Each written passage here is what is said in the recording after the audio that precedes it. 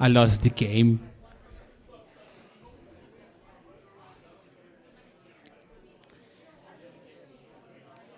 You good, Chris? Yeah. I miss the Dutch accent. No, just kidding. All right, ladies and gentlemen, I hope you're doing fantastic today. Thank you very much for coming in this beautiful, sunny, pre-summer evening, should I say, at 7 p.m. Looks like it's 4 p.m., but it's good to see some weather and mosquitoes. My name is Max, and I'm going to MC this event for Let's Talk Alberta. Here in Let's Talk Alberta, what we're trying to do is to kind of convince you or perhaps discuss on the subject on Alberta independence. So if you have, I know that most people here, I just want to ask you these questions every single time. Raise your hand, is this your first independence event? Don't be shy. 1, 2, 3, 4, 5, 6. No. So 1/3 of the audience is new to a town hall meeting, which is excellent. Thank you very much for coming. We get about 1/3, 1/2 of newcomers coming to town hall meetings. And as I mentioned, the point of the discussion of Let's Talk Alberta is to bring discussion to the table. If you are in favor of independence, good. If you're not in favor of independence, also very good. We're trying to start a dialogue on things like this, Before going to the program, I'd like to tell you that there are 3 emergency exits, one on my left, one on the back, and one on the right. Washrooms are on that side too, male and female. No, there are 2 male and female. There are no 100 genders, male and female. And also, just wanted to let you know that I'd like to start off the bat that this event costs money, and somebody will pass the bucket to collect funds because we're 100% grassroots funded. No, Donald Trump doesn't pay us. Vladimir Putin doesn't pay me, although he owes me a check. No, just kidding. He doesn't pay us at all, so the only way you can keep these things going is by people like yourself who are very generous, able to contribute for that. So thank you very much for doing so as well. First speaker that we have is Michael Wagner on my left side. No, on my right side. That's on your left side. I need to think on the camera angle sometimes.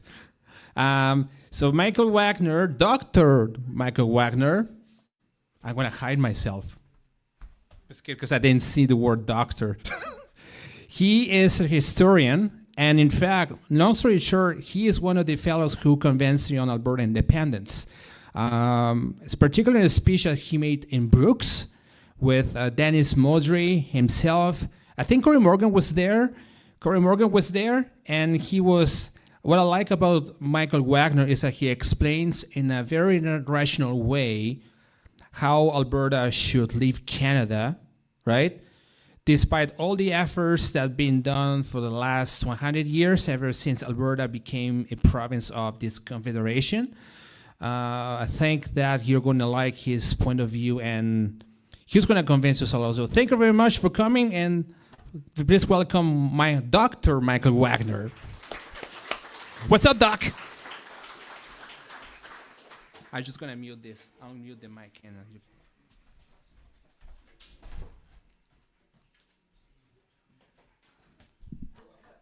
Okay, thank you, Max, for that. And I'd actually like to recognize Max and all the good work he's done. He's been at so many different meetings over the last while, like recording meetings and doing live streaming. So Max doesn't stand in the limelight, but he does a lot of the work behind the scenes. And so I just wanted to recognize the great work that Max has been doing for such a long time for the movement. He does so much for the movement. Thank you, Max, for that.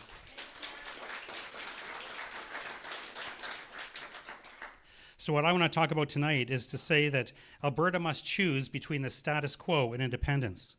Now, like most Albertans currently realize that our province is not being treated fairly within Canada. Most Albertans realize that. Of course, we'd prefer, our first choice would be for our reformed country where our province would be treated fairly within Canada. You know, the old motto of the Reform Party, the West wants in, that's really the true heart cry of most Albertans. We just want our voice heard within Ottawa. That's what we really want. And you could probably get a big majority of Albertans, you know, to agree with that idea that we want to reform Canada so that Alberta could be properly treated within Canada. Unfortunately, we cannot have what we want.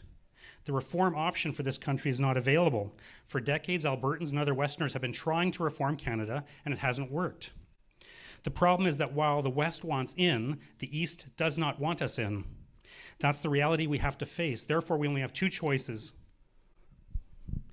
the status quo or independence. Now, to understand this, it's important to look at the history of Alberta in the last few decades. So, you know, actually, originally the Prairie provinces have always had conflicts with Ottawa from the very beginning. You know, since 1905, when Alberta and Saskatchewan were formed, there's been all kinds of conflicts with Ottawa, you know, between our provinces and Ottawa. But those difficulties that we had with Ottawa did not lead to a movement for independence until Pierre Trudeau became Prime Minister in 1968.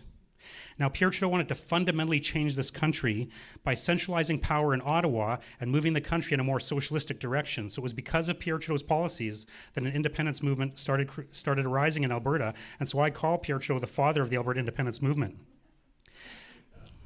Now, one of the things he did was to unleash a political and economic attack on Alberta that was unprecedented in Canadian history. Like, the federal government has never attacked a province the way that it has attacked Alberta, especially since the 1970s under Pierre Trudeau. No other province has been attacked this way. And it's important to remember this. Like, in 1973, the price of oil began to skyrocket because of a war in the Middle East. And at about the same time, Pierre Trudeau put an export tax on oil that Alberta exported to the United States, because we'd been exporting oil to the United States for a while already. And now with this, up until that time, up until 1973, oil was only about $3 a barrel. So even though it was a good resource for Alberta to have, it wasn't making Alberta rich. It was just kind of making us a middle class kind of province within Canada. But the skyrocketing price of oil as a result of the war in the Middle East meant that Alberta was going to get rich because we were going to get the oil as a provincial resource, and so Alberta was going to be cashing in on that provincial resource. So what Pierre Trudeau did was he put an export tax on oil, so that when we exported oil to the United States, the federal government would take a huge portion of that money that we got back from the United States, and the federal government was not entitled to that because it was a provincial resource, and this was the first time in Canadian history that an export tax had been put on a provincial resource. So that took all kinds of money out of Alberta that we should have been receiving. Now, Peter Lougheed actually called this export tax on oil the biggest ripoff of any province that's ever occurred in Confederation's history. Like, Peter Lougheed realized what was going on, and he fought Trudeau throughout the 1970s. And despite Peter Lougheed fighting for Alberta throughout the 1970s and into the 1980s, things got worse in October of 1980 when Pierre Trudeau brought in the National Energy Program. Now, the National Energy Program devastated Alberta's economy, destroying businesses, jobs, and devastating the lives of thousands of people. You can still find people today. I still meet people at some of the meetings who remember, that their dad lost their job or their family lost their house because of the National Energy Program. And actually, last year I talked to 3 separate people who told me they either knew personally or knew of people who committed suicide at that time because of the economic devastation that the National Energy Program brought in their lives. So this is like economic warfare against Alberta.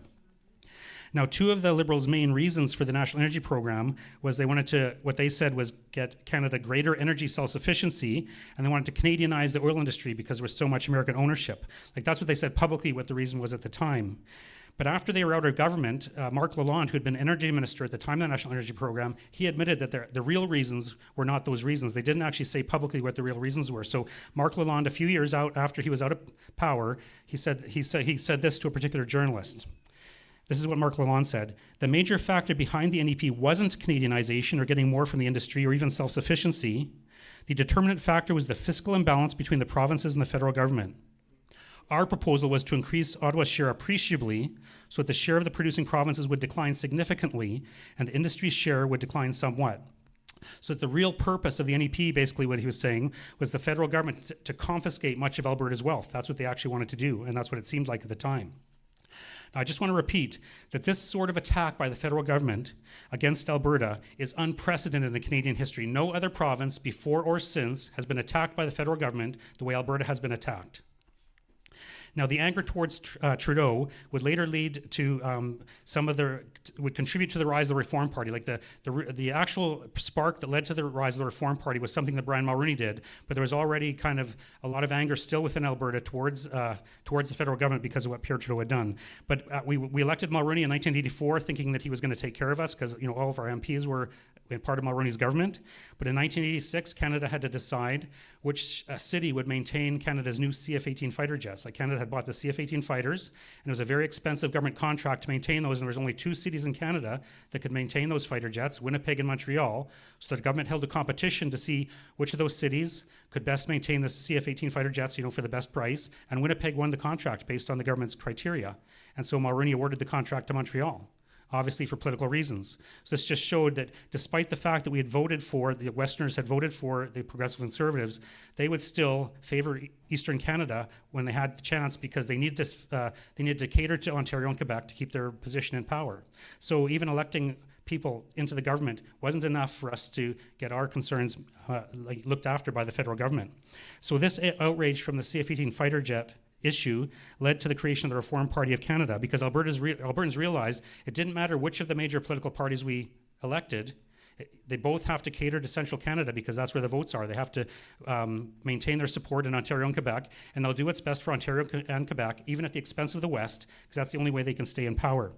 So the Reform Party began organizing under the leadership of Preston Manning to advocate for the West getting equal treatment within Canada. And this, as I mentioned, was the slogan of the Reform Party, the West wants in, and what that meant was the West wanted constitutional reforms in Canada so that the West's voice could be heard within the national government.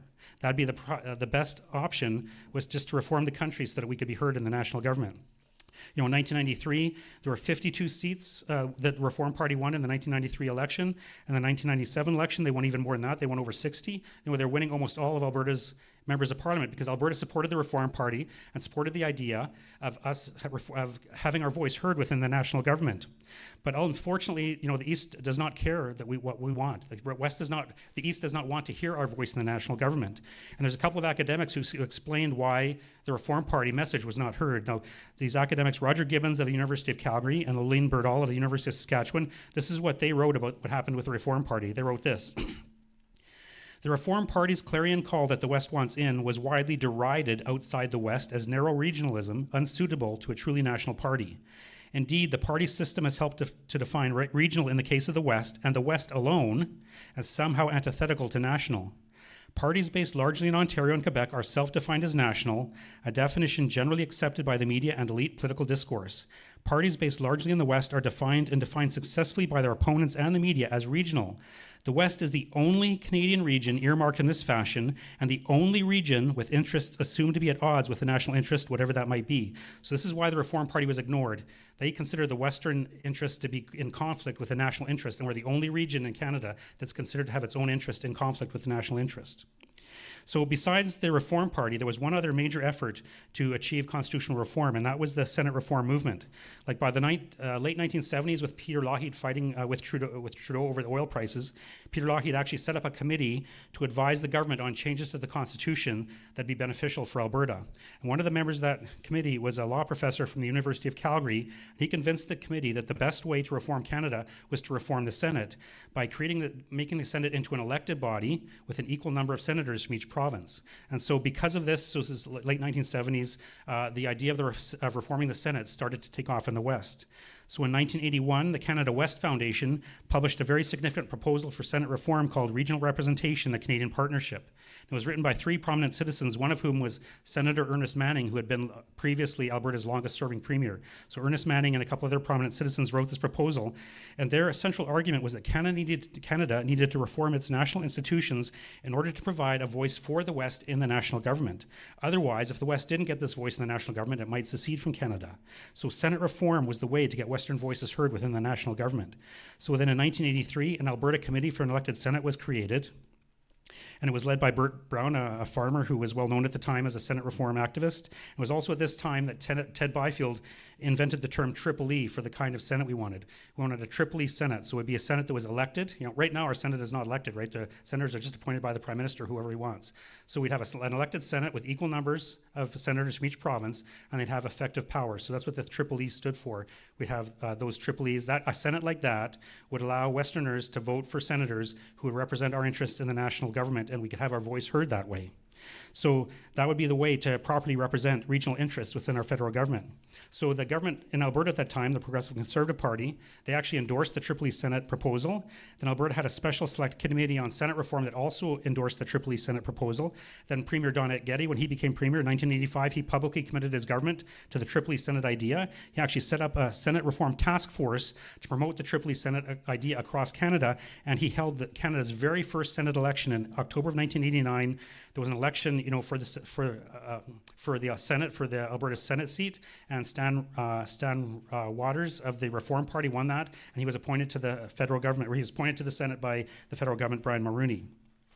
Now, so it seemed like Senate reform then was on a roll. It had some momentum, but then that momentum stalled. The Reform Party was transformed itself into the Canadian Alliance in the year 2000, and then Stephen Harper became leader of the Canadian Alliance in 2002, and the next year he merged the Canadian Alliance with the Progressive Conservative Party of Canada to form the new Conservative Party of Canada. And then he became the leader of the new Conservative Party in 2003, and he was elected as Prime Minister in 2006.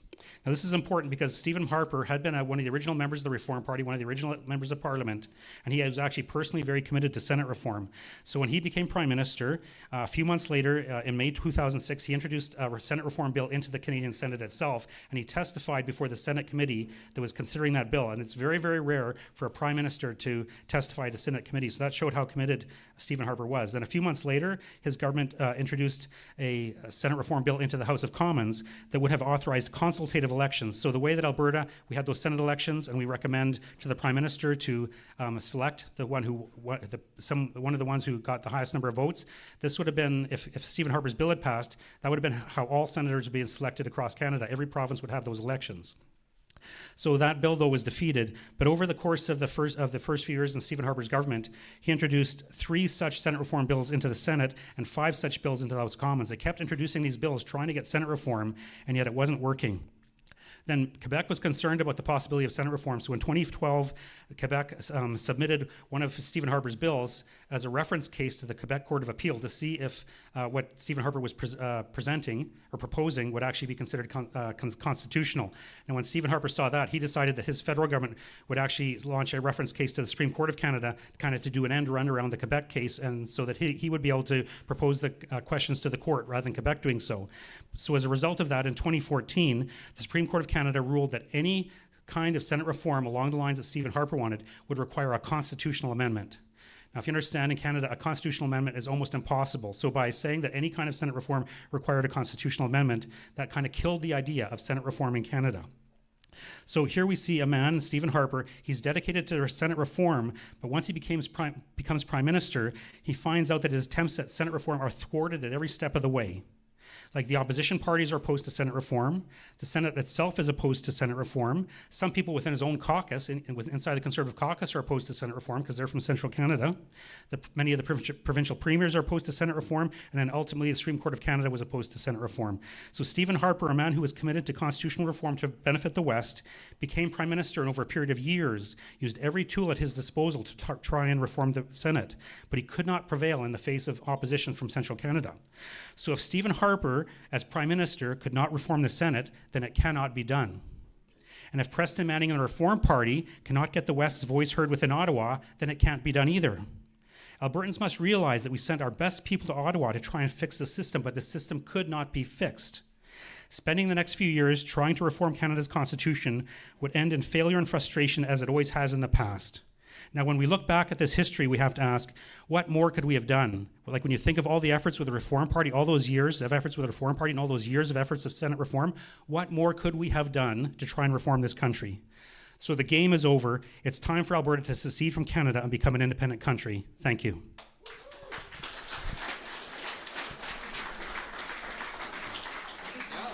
Sorry. That's okay. Did I take too long? Oh, how's that? Awesome. You know, one thing I noticed. Oh, what's up? What's your step? Well, aren't you alive? Don't break yourself here.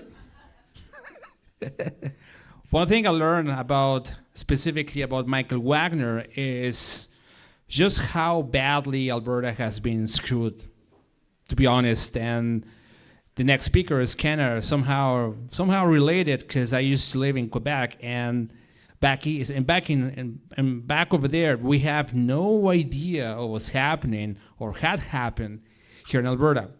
Nobody knows about the people who committed suicide after they lost their business, their farms, and their livelihoods because of liberal policies from Montreal or specifically Ottawa, right?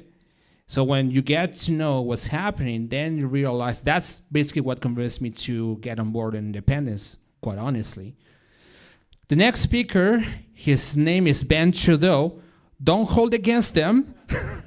It's not the other Trudeau, you know Fidel Castro's supposed son. Yeah, but it actually I even had customers on my previous job whose last names was Trudeau, so it's a very common last name. Don't hold against them.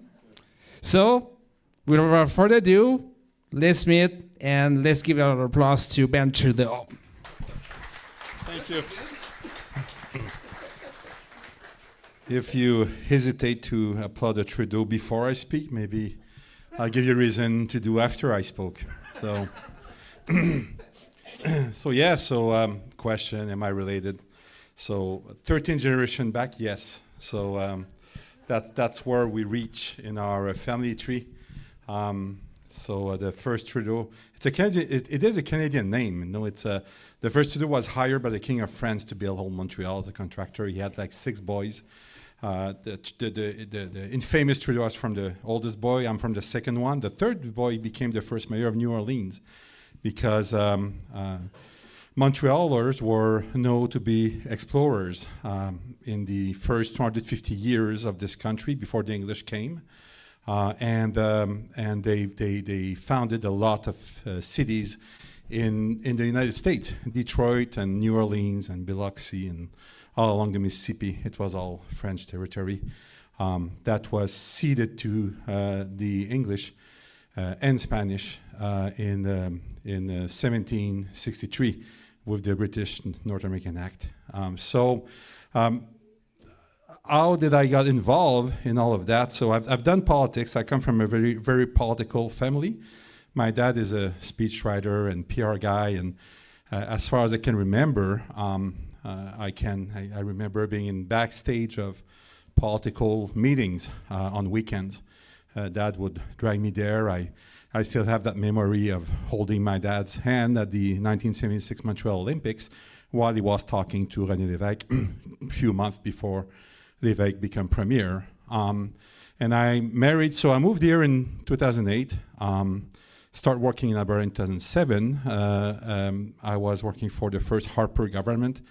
I was assistant to Mr. Jean-Pierre Blackburn. We were spreading $4.3 billion a year of grants to Quebec manufacturers, so they will die slower with the Chinese competition. And the Prime Minister asked me to come for a mission in Alberta to link them with developers here, and that's how I ended up in this province. That's another story. But and here I moved in as a bachelor. I'm married with a girl from Edmonton, born and raised in Edmonton. All of 4 kids are born at the Grey-Nuns here. So lived in Beaumont for 2 years. I sold 2 years ago a 40 acres that I had not far from here. So and I moved to Sylvan Lake, so which is more central for everything I had to do. So I did participate, start politics very young at 14 with the provincial Liberal during the Lac-Meech Accord before it was rejected because 3 provinces refused to. After accepting it, there was a change of premier, election, all that. 3 years later, 1990, June 23rd, they decided not to endorse the Lac-Meech Accord. So we went to another round, came the Charlottetown Accord, which was a very bad deal for everyone. And at that time, our leader of our party, Robert Bourassa, was premier, used his veto against the young wing of the party, and we all left. So we were about 2,000 youth in that wing, and we all left the party and campaigned for the referendum for the no in Charlottetown in 1992. That led to the creation of a party in 1994 named the ADQ, Action Démocratique du Québec, which then became the Coalition Avenir Québec, which is the CAQ, which is the party in power right now in Quebec. But that brought us in the referendum campaign in 95 because we gathered 7% of the vote. And this is what the yes was missing to win. So we were contacted by Parizeau and Bouchard from the Bloc to come join the yes coalition. And we accepted with one condition: we were not separatists. And by the way, I'm not a separatist still today. I haven't changed on that, my position. And I will explain you why. We carved a question in 95 that basically was, do you give the mandate to the premier to negotiate with Ottawa? And if the negotiation doesn't work, then we leave. That was a very simple question. We lost because the Liberals cheated, as they always do. And they always have the same tactic. They will do it here. It's always, no, they're not very original in the way they do their stuff. And you can, once you study them, you know what they will do when and how. I'm a very big history buff. I went to the best school in Quebec. I'm quite proud of that. Louis Riel went to that school. Henri Bourassa went to that school. Georges-Étienne Cartier went to that school. It's called Collège de Montréal, founded in 1767. There's a lot of rebellious people to the Canadian government that rose from that school. When you look at the story of our country, I'm always baffled by how little has been taught in Western Canada about the true history and the constitutional history. Quebecer has been since 1763, or starting at the Plain of Abraham in 1759. Quebecer has been atrociously put down and put aside. No, in 1900, if you were a French Canadian, you couldn't get any loan from a bank. It was forbidden. All the contracts were in English. There was 6% of English at the time that were controlling 99% of all the money of the province. In Griffintown and Pointe-Saint-Charles, two areas of Montreal, French Canadian, the life expectancy was 19 years old because the French Canadian were used to unclog these textile machines with 4-year-old and 5-year-old. They were the only one that could fit on the machine. And there was a 80% chance to kill the kids as the machine was restarting. So they were used. So that's the story of the French. And then in 1837, there was a rebellion, and the Canadian government of the time, the English government, to give an example, hung the 12 general of the rebellion and extradited another 100 to Australia to stifle the rebellion of the French. That led to the 1867 basically formation of our country, which was more a peace treaty than a constitution. They had to find a way to calm down the crazy French that wouldn't let their 200-year-old farm taken by the government to give to English people, because this is what was happening, and it's what really enraged the French.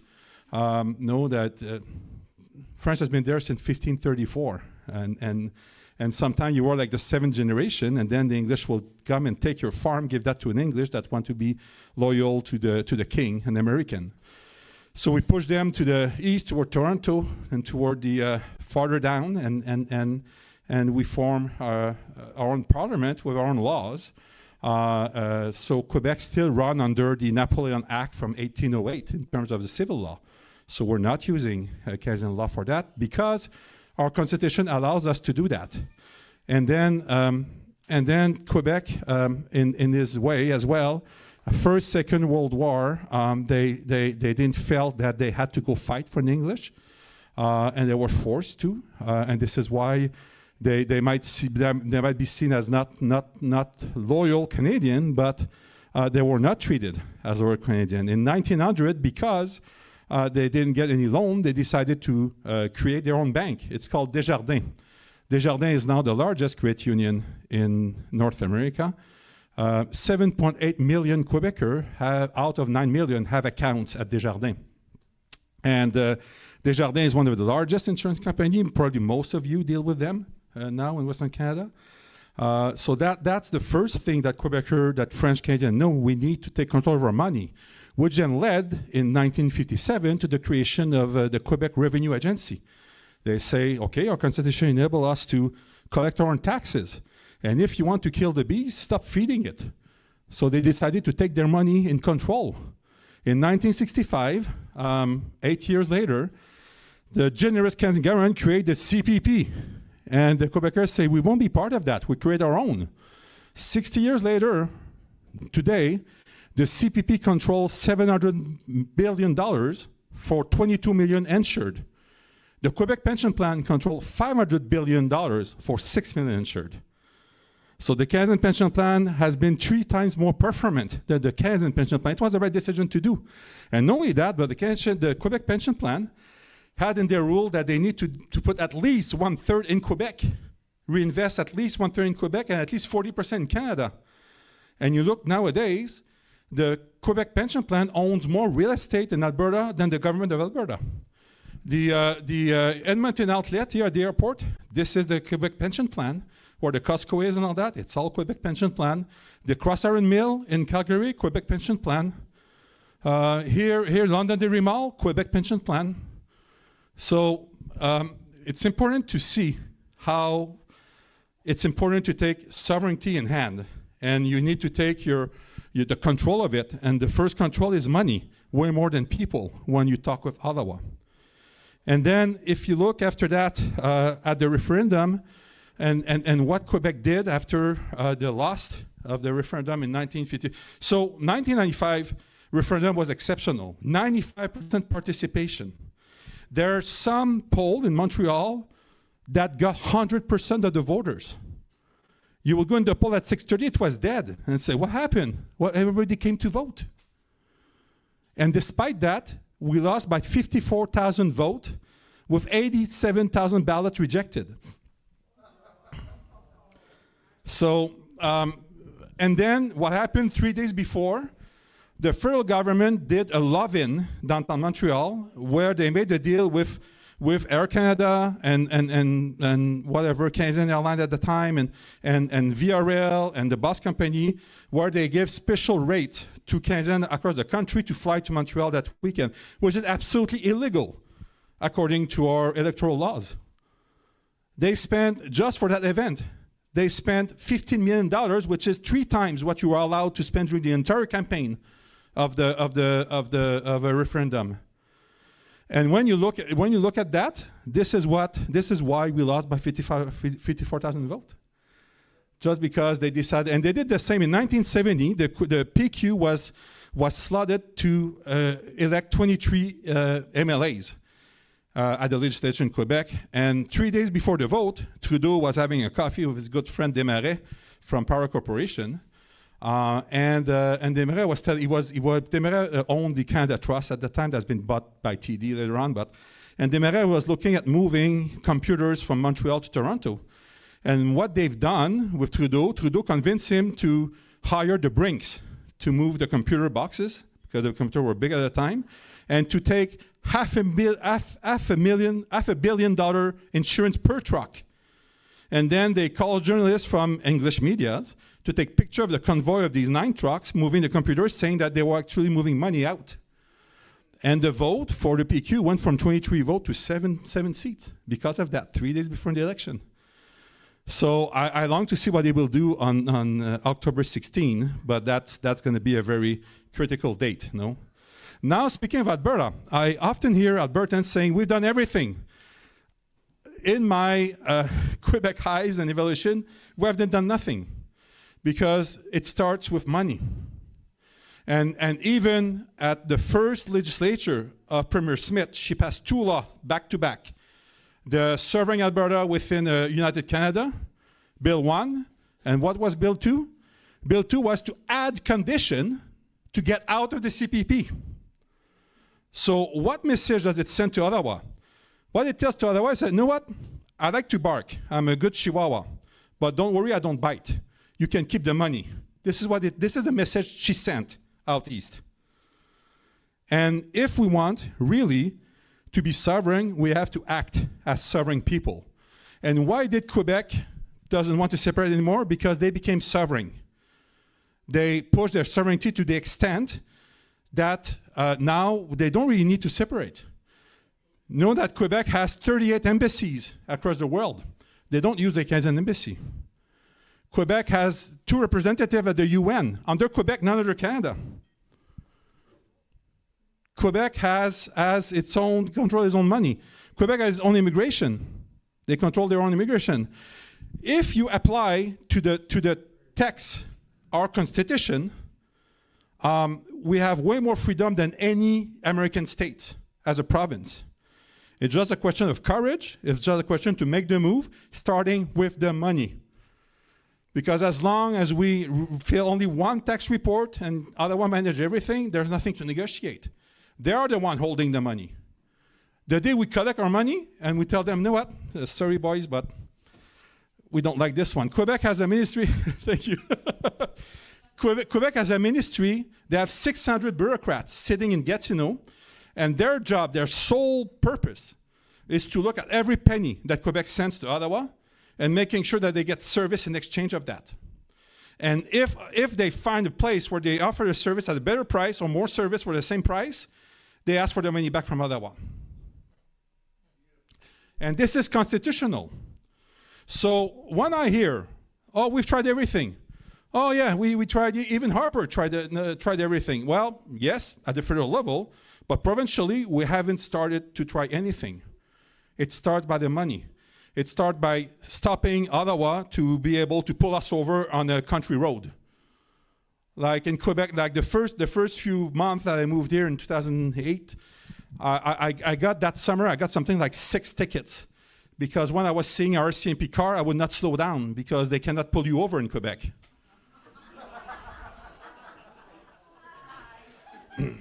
So, no, like it starts by taking ownership of our own things. And this is what I say in that book. In that book, I tell you the story of our country, view from Quebec. I tell you that in '95, we knew that the Constitution could not be changed. You know what? All that nonsense about using the northwards. Thank you. In France, they close non-obstant. Try to tell that one. You know that the clause non-obstant, the notwithstanding clause, has been used over 1,700 times in Quebec from the time the Constitution came back until 1985. 1,500 times. They were applying it systematically on every law. Because they say, we're not agreeing with that Constitution, with because Lévesque was kicked out of the last negotiation. And he found out that all the other premiers came to an agreement in the morning, looking at the newspaper in the morning at his hotel. So following that, so okay, yeah, that's how you want to play? We're going to play that, both of us. So the other thing I believe that's missing, and I will end of that, we need a vision. Something that the PQ was brilliant, what they've done. They won the election in '76. In 1978, 2 years before the first referendum, they filed 12 white books at the Quebec National Assembly. These white books are still sitting there. What is a white book? It's a vision for a province, whatever party is there. And they follow that vision letter by letter. And it's still sitting there, and they're still taking decision according to that in 2026, 40 years later, or 46 years. Secondly, if you immigrate to Quebec from another country, you have to follow a 5-day training where we're going to tell you what is the Quebec culture, what do we believe in, and then they have sign you a social contract at the end of these 5 days. If you don't sign, go out, get out. My sister is Vietnamese. She was adopted in '81.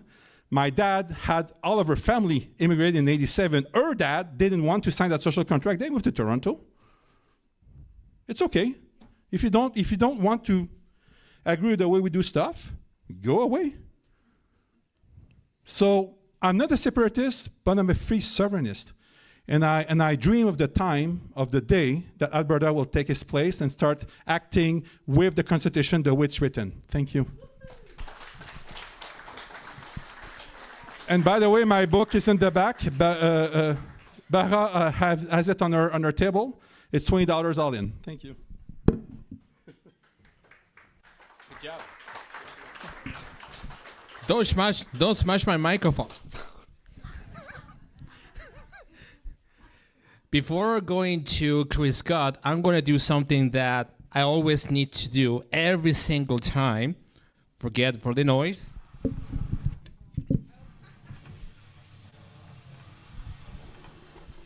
He doesn't like the podium. I said tripod because the reason why he's doing everything like this is because the CTV, the LiveStream, the CBC, CTV is basically saying that we're AI slop, that we're AI, Alberta independence. So we're AI, that we're essentially paid actors, shills paid by Donald Trump, whatever, which is not true. Russian interference, that's a new. But apparently the RCMP is saying that it's not true now. Yeah, they changed 12 hours later, go figure now. So, the next speaker, the guy you probably all were looking for, with this delicious cinnamon buns and cheap gas and the briskets. How many of you were at the last week at the Independence rally at the Whistle Star? Raise your hand. Don't you know that we have a separate event? 2 events, one in Lacombe on the 26th, going to be very kick-ass, and on July the 1st, which is going to be like massive, like ultra massive. So if you haven't started on vacation, that's going to be the right time. So please, without further ado, welcome to Chris Scott over there. I tossed you podium, you know? I actually need a podium this time. I'm just kidding. Well, good evening, everybody. Thank you for coming. On my way up here, I was distracted because this is alcohol. Just kidding. No, I actually got distracted because I was reading this by accident, and it says instant hand sanitizer, drug facts. So this is a drug of some sort, a medical intervention, hand sanitizer. And I remember a time when our government was telling people to use that drug without ever telling them that it was a drug or any of the side effects or anything like that. And it kind of reminded me of my good friend Jason Kenny.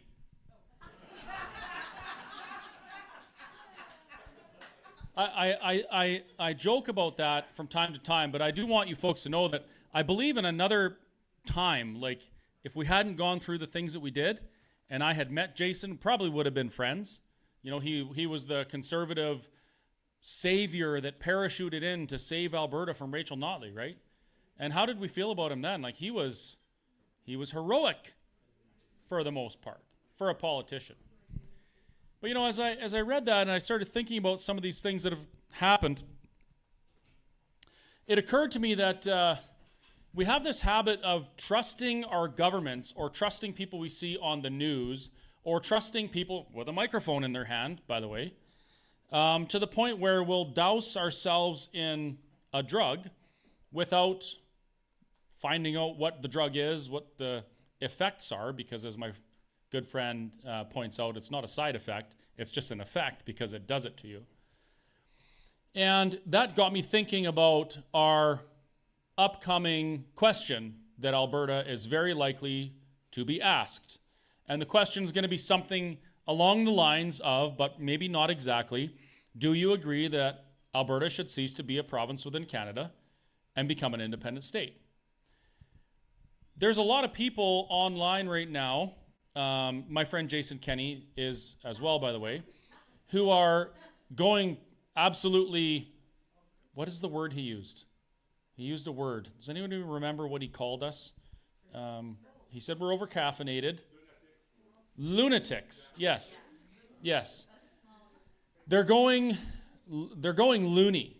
And they're thrashing and wailing and accusing and demeaning and belittling. Yes, I do that a little bit too, but this is different. This is like a mass coordinated attack on the conversation around Alberta independence. Did you know that right now the NDP government is the NDP party is hemorrhaging money, paying people like me, but not me because they wouldn't pay me, even if they asked me, to bring their talking points to social media as grassroots things. They're paying podcasters and influencers and media to say specific things. Did you know that politicians and political parties do that? Did you know that they tell people what they want them to say to us to spin their narrative? And this isn't just the NDP that does this either. The conservative governments do the same thing. But the amount of money that's being spent and the coordinated attack campaign against Alberta sovereignty is really starting to show. We have podcasters and influencers popping up all over the place. And it's always the same thing. It's like, you know, they're very chill, just kind of like, oh yeah, you know, Alberta, they're always holding a microphone like this with the wind thing on it, even though it's not windy in their house. They're holding it saying, yeah, Alberta, you know, Alberta could do this, but they got to pass these things with the Supreme Court, and they need a constitutional amendment and all these things. And they're all talking points that we've debunked at one point or another, but it's like they're reading off a list of points that those who oppose what we want to do wish people to believe. Jason Kenny is no different. He's in the news frequently talking about, you know, there's foreign interference and there's foreign funding.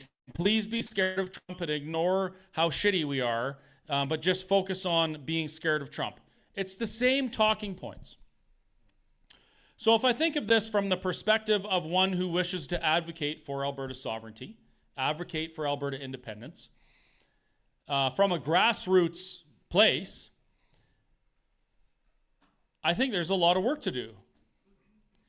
Because we're fighting millions upon millions upon millions of dollars. This is money that comes from those that have benefited from the status quo. I'm sure maybe some of it comes back from places that the federal government sends money to be laundered. I mean, to support wars we have nothing to do with, and then it comes back somehow. You know, and it doesn't matter where it's coming from, but it does matter that it's there and it's available to be used against us. Now, there's some things that I want to do, just as an average everyday Albertan who is running a Let's Talk Alberta tour where we're engaging with Albertans on these issues. We want to specifically get people in rooms and hear, most importantly, why they would be opposed to Alberta sovereignty. That's the most important question. We also want to hear from those who are on the fence. Like, what's holding you back? Why are you not embracing the greatest opportunity that any province has ever had in Canada? What is it that you need to have clarified, or what is it that you need to have discussed openly to bring you on board with this idea? We have to reach so many people. The petition campaign closed officially the beginning of this week. That means that we could be running ads in every newspaper. We could be fundraising. We could be raising millions of dollars ourselves if people were interested in their futures. We could have billboards all up and down Alberta plastered with information that people need to know. Not even advocating for an outcome on the referendum, but how about if we had a billboard that showed a map of Canada? And it showed our seats in Parliament and our Senate appointments. That's it. Nothing else. No slogans. No nothing. Just Canada. This is the picture, and a picture's worth 1,000 words with a caption on the bottom, letstalkalberta.com. I think the majority of Albertans don't even realize the situation we're in. They don't realize that there's a reason why our ballots, our election, federal election is called 10 minutes after our polls close here.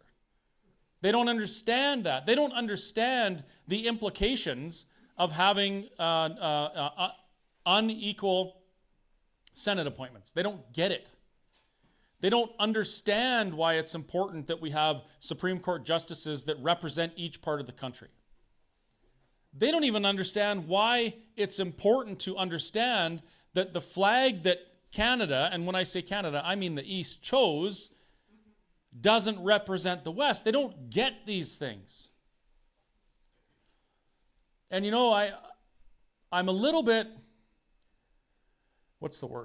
distraught that I don't see this happening already. That I don't see these massive ad campaigns. All I see is a bunch of paid liberal hacks and shills pushing propaganda on social media and the legacy media, by the way. That's what I see right now.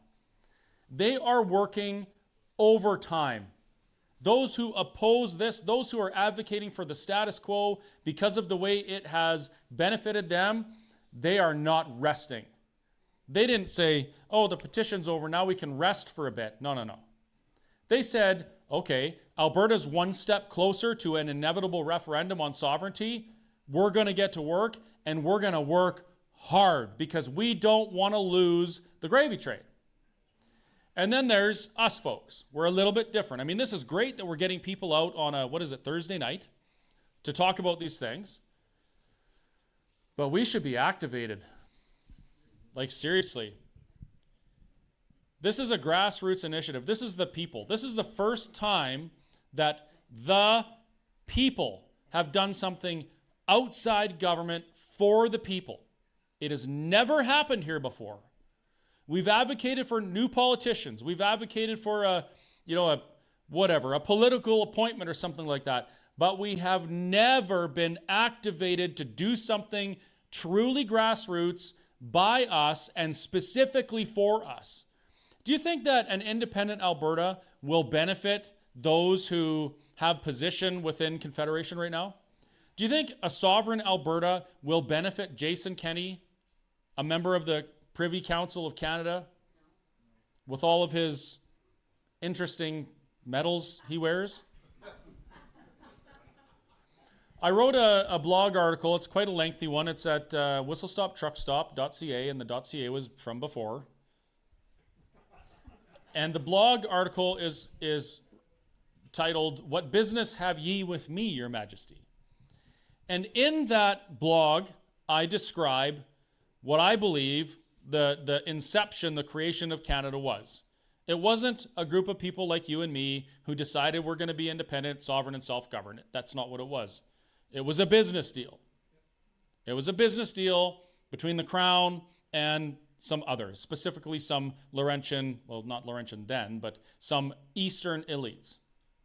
And this has been the pattern in Canada for the entirety of its existence.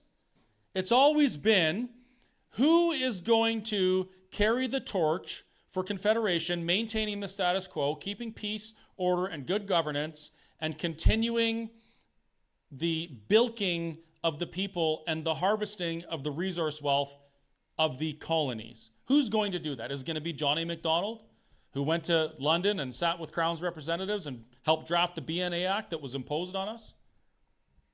Or Jason Kenney, who parachuted into Alberta with all these promises of, reconservatizing Alberta and fixing these things. He gave us a referendum on equalization. He gave us the Citizen Initiative Act, all of these things that we cheered for. And if you look back and you understand what actually happened, you realize that Jason Kenney came in and he placated us and kept us in the same position for the entire time and was rewarded very handsomely for it. This is why no prime minister has ever been able to truly advocate for the West to fix the inequities, because that doesn't fit the imperial template of install a leader or a governor, keep the people placated, quiet, and producing, and be heavily rewarded. There's a theory, a conspiracy that perhaps John A. Macdonald wasn't as charming as he may have believed and didn't end up with a wife 30 years his junior just because he was a good-looking old guy. It's just so happened that occurred after he did a great deal of work on behalf of the Crown and imposed the BNA Act on us or stuff like that. But that's another story. Medals, title, moving into the inner circle, all of these things have been rewards for those over the years who have maintained the status quo at our cost. And so when you think about that and you start to understand what it means for Alberta to stand up and say, yeah, no, we're not going to do that anymore.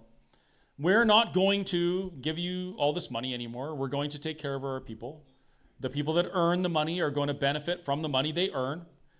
Yeah, we're just not going to buy into your 30-30-30 thing and give back 30% of our farmland to nature because climate change. We're not going to do that.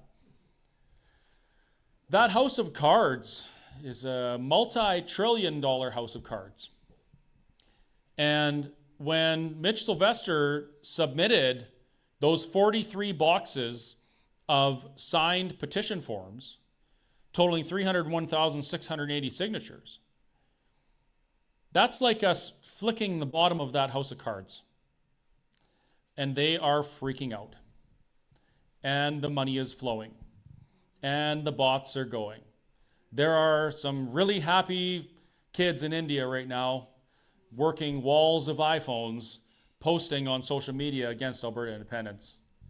There's a lot of liberal shill podcasters and influencers who are enjoying the benefits of promoting the status quo. And then there's us.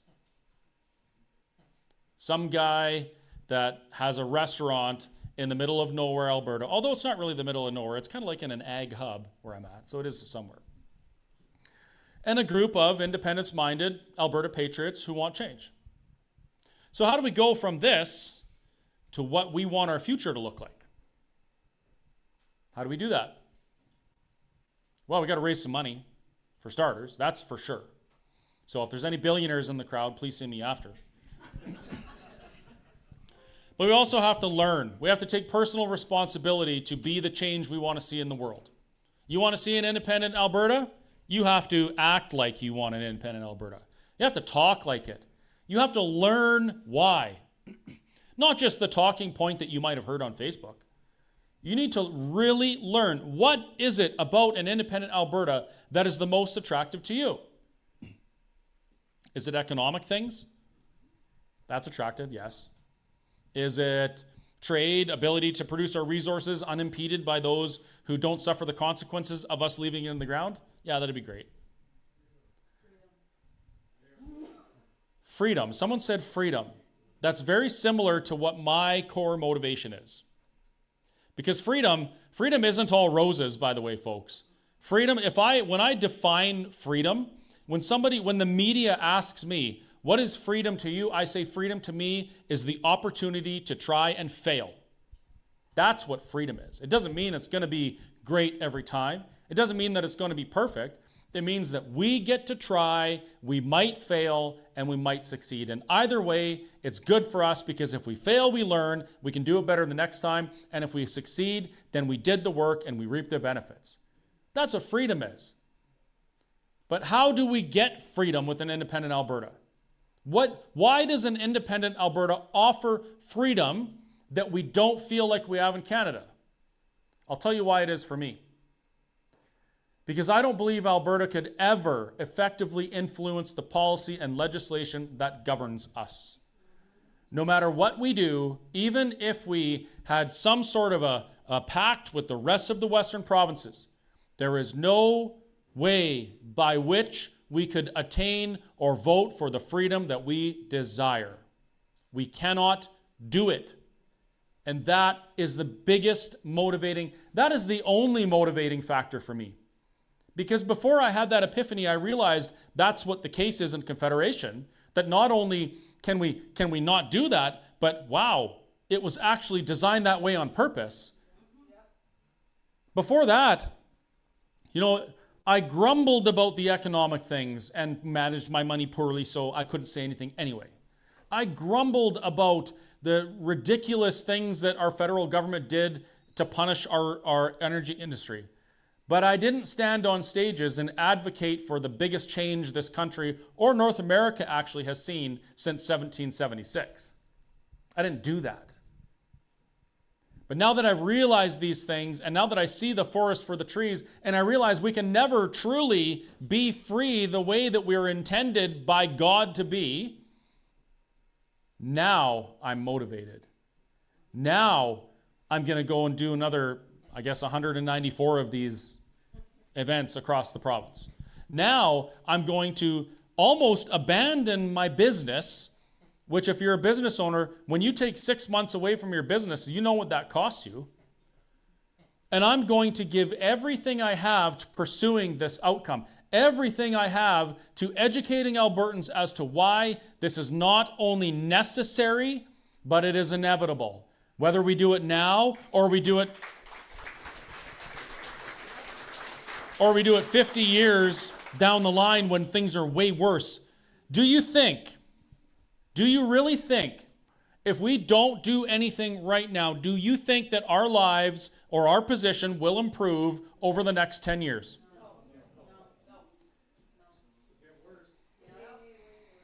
It is going to get worse. It is getting worse. It's accelerated. These attacks on our freedom and prosperity have accelerated to the point now in this country where it's acceptable to fine a man $750,000 for calling a man a man. Yeah. It is accelerated to the point where reconciliation completely abandons any notion of truth and then punishes hardworking individuals by giving their property to people who never earned it. That's where we're at right now, and it's not going to get better. I get tons of questions. We get tons of questions almost every event, and I'm sure you're going to ask them, I hope you do, about What are we going to do for currency? What are we going to do for military? What about international trade? This Anthony guy said that we're not going to be able to have airports anymore. Oh, and this other guy from Toronto said that we're going to get audited by the CRA and we shouldn't be allowed to share our political opinions because they aren't the same as his. Right? We get all these questions. And people are rightfully freaked out because we don't know exactly what it's going to be. That's a little bit scary, I'll admit that. Going into the future, not knowing exactly what's going to happen or having a plan 100% laid out that we can just follow like the little arrows in Walmart is a little bit freaky, but I actually enjoy that. I do. I would have been one of those guys in Norway. I have a little bit of Norwegian ancestry. I think everybody does. They kind of were all over the place. They really got around in Europe for a while there. But I would have been one of those guys that looked out at the sea and I would have said, I don't know what's there, but I'm going to go and see. You know, sailing for a month, just about most of them starved and died, but they wanted to explore. They wanted to try. They wanted the freedom to try and maybe fail. And it was the opportunity that was attractive to them, not the outcome. That's where I'm at. It's the opportunity. We have an opportunity that other people have fought wars for. We have an opportunity to take control of our futures, to chart our own course forward, and we don't know where it's going to go. I can't tell you if Albertans will stay motivated and engaged and active in civics going forward into the future, even in a new Alberta. I believe they will, but I can't tell you for sure. We could become an independent Alberta. Everybody could completely shit the bed, not go to anything anymore, and the tyrants will do what they always do again. That is a possibility. I'm going to try not to allow that to happen, and I think you will too, so I'm hopeful. But what terrifies me, even more than not knowing exactly what the future is going to bring in independent Alberta, is knowing exactly where Alberta is going within Confederation, and knowing that no matter how much it goes against our values, no matter how much it threatens our integrity as Albertans, as families, as farmers, we can't do anything about it. That is terrifying. And that should be a wake-up call for every single Albertan, especially that alleged 60% that are strongly opposed to the greatest opportunity Alberta has ever seen.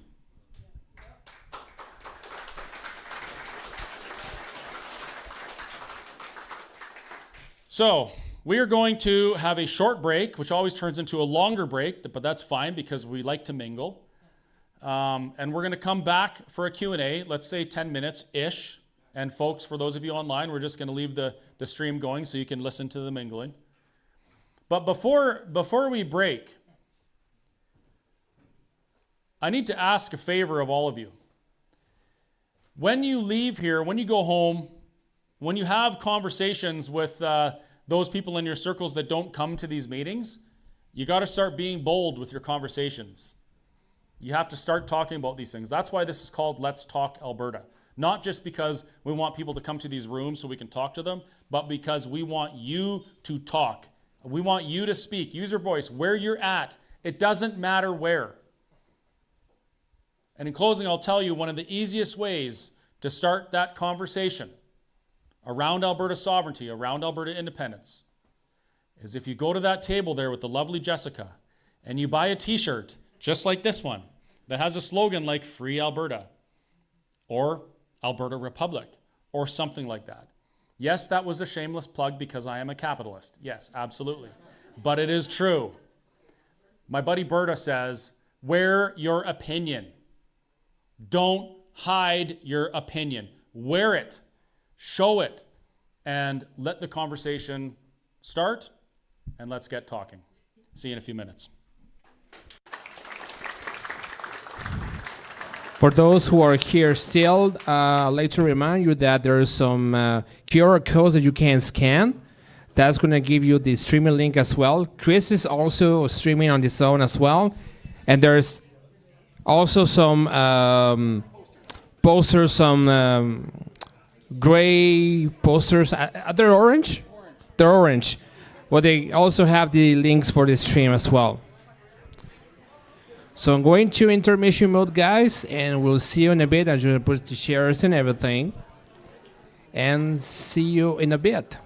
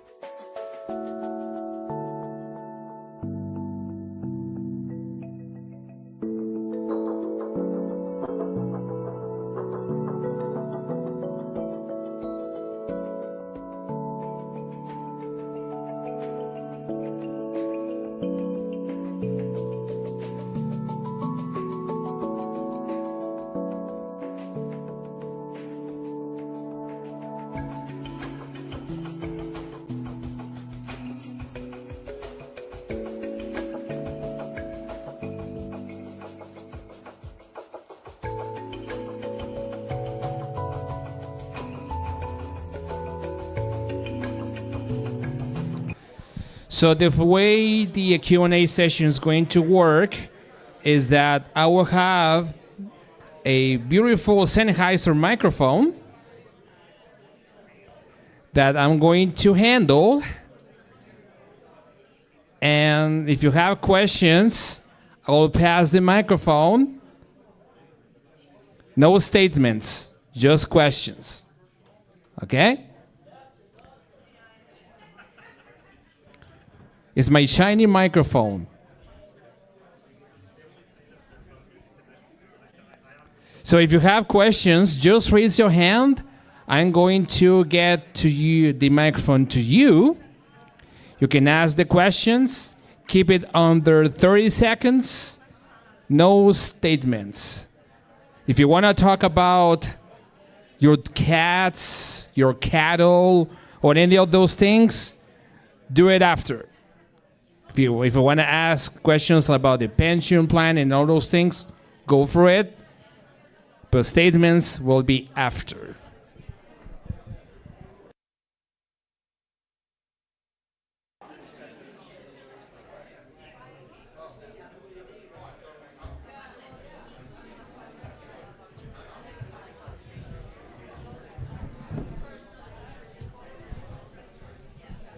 Benoît, mes amis, venez ici. Ah ouais, vas-y donc, là. Dépêche, là.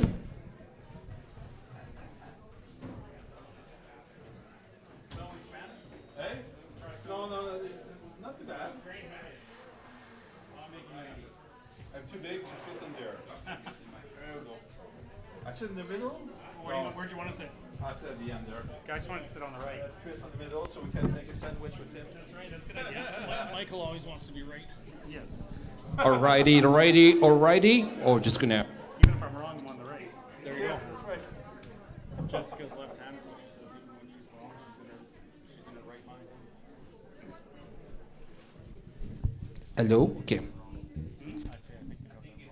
think I'm going to use one microphone. I think it's made some feedback, so I'm going to mute that one. So we can talk all together? At the same time? Yeah? Just pass the microphone. Yeah. We'll sing together. Alrighty, ladies and gentlemen, if you have questions, please raise your hand, and I'm gonna give the microphone to you. Under 30 seconds, no statements. Go ahead. I'm just. Oh, never mind. No, that's okay. Go. Okay. Okay. Who else? Okay. Okay, Ben, this question for you. It's the same question I posed to Leighton last week in Lloydminster. Plan A is that Alberta leaves, and then likely Saskatchewan. Saskatchewan leave behind us. The dominoes will fall, and here we go. It'd be a great life.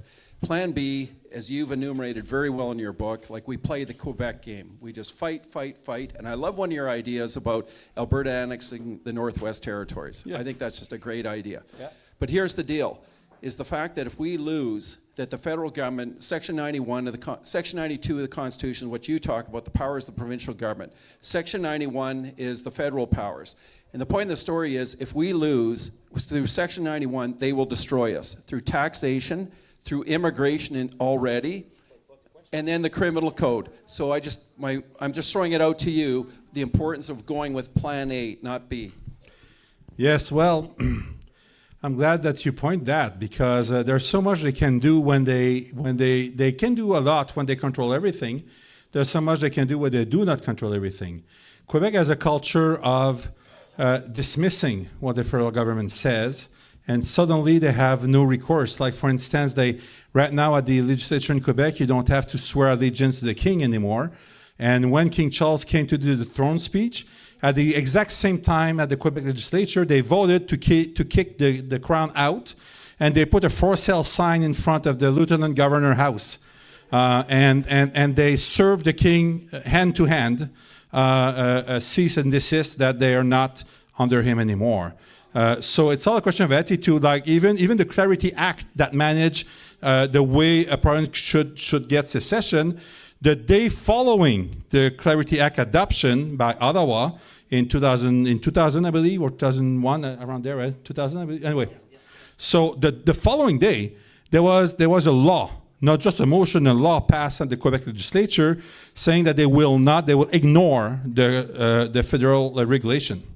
As for taxation, again, if we get rid of the agency that pick up the taxes and replace it by a provincial agency, that give us some control. As for the criminal law, the administration of justice is all provincially led, so we have the right to ignore stuff in the provincial in the criminal law. They do it in Quebec. There's some portion of the law that they are way more lenient, so they not ignore it, but they're very lenient of their interpretation. What helps Quebec is that all the judges in Quebec needs to be French. So all the judges are from Quebec, which is not the case here. Here, when they want to, like they've done with the 4 guys in Coots, they sent a judge from Ottawa to judge them. That's what they've done with the ostrich in BC. They sent a judge from Ottawa to do it. And this is what we need to enforce. And on that part, I applaud Premier Smith, who says we want to have a say on who's our judges.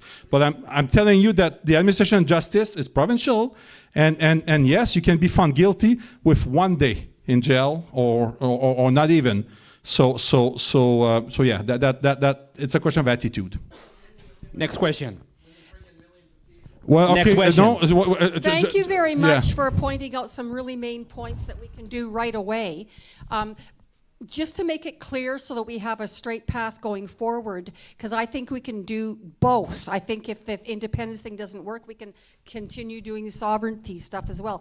So can you give us the one most quick, most effective thing that we can do right now to gain more sovereignty in this province that we can all do, and it can be something that is easy for all of us to do right now? Let's get on it. Let's do both. Quit arguing one or the other. Let's do both. Yeah, advocate for a yes vote. Like, yeah, I mean, we're talking 5 months. Exactly. 5 months to move 20% or so to a yes vote. Short of that, like, what else is there? We can work on the pension plan, sure. We could work on our own tax collection, sure. We get that yes vote, and all of those things become negotiation points. That is the single greatest opportunity that we have right now. So even if you're not sure, We can't hold. That's Okay, a hold on. different format. We have somebody will have a question. Go ahead, sir. I'll hold the microphone.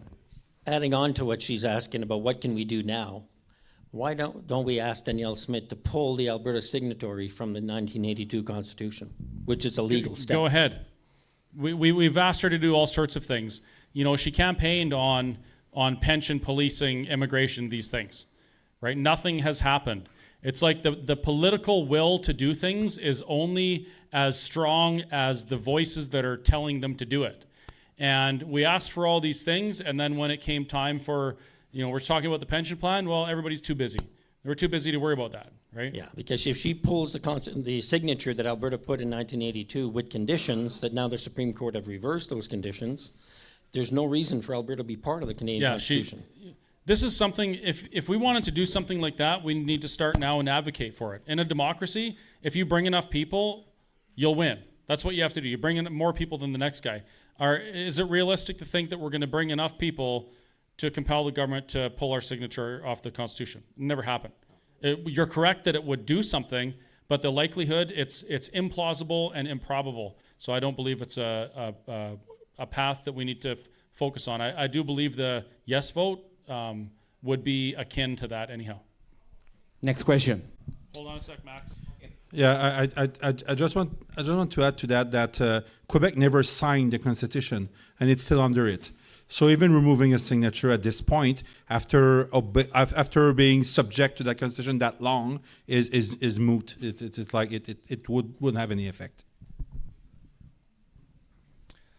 So Chris mentioned in his speech that more people should get activated and get involved in this, which I completely agree with. But what I haven't seen a lot of is information on how to get involved. Like, how can this get bigger?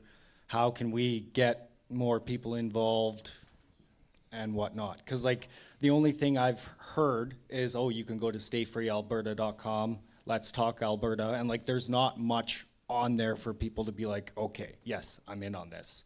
I want to get more involved, right? So like how can, especially younger people, right? Like how is that? Yeah. So anytime someone asks, how can we become more involved? The first question that I would fire back is, what are you doing to become more involved, right? The very first place it starts is in your own circles. Like getting involved is as easy as, maybe having a group of people over and you're talking about these things, or having a conversation in a grocery store. It's not just standing up on a stage and talking at people. It's having the conversations where you're at.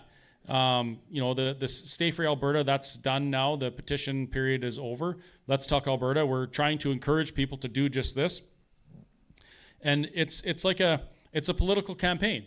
I mean, what do you do when you're involved in a political campaign? You get out, you talk to people. When they call for volunteers, you go. When you need to do door knocking, you sign up. When you go to the website and there's a thing on there that says subscribe, you subscribe. So when there's initiatives, you can be contacted, things like that. So getting involved, it starts first on an individual basis. And then after that, when you get enough people and honestly enough money in the bank, then you can start doing some of the bigger things. Next question. No, I was just going to add, getting involved partly depends on your own personal circumstances, in the sense that some people have special giftings for something. Like, let's say you had really giftings with computer technology and stuff, you could offer your services to an organization to do their website or something like that. Or if someone already has like a YouTube channel or a podcast, then they could bring on people to talk about these kinds of things. So, and also depends on how much time you have, right? Because some people, let's say a young family with kids, they'd have less time to be involved. They should focus more on their family than on political stuff. But so a lot of the how to get involved depends on your own circumstances. But if you have particular skills, and it'd be helpful to find a group that you find appealing and offer those kinds of skills to that group. IT skills or podcasting or videoing, or like Max does so much good stuff. Just want to with his podcast. So partly depends on your circumstances. We're going to the next question. I'll hold the microphone.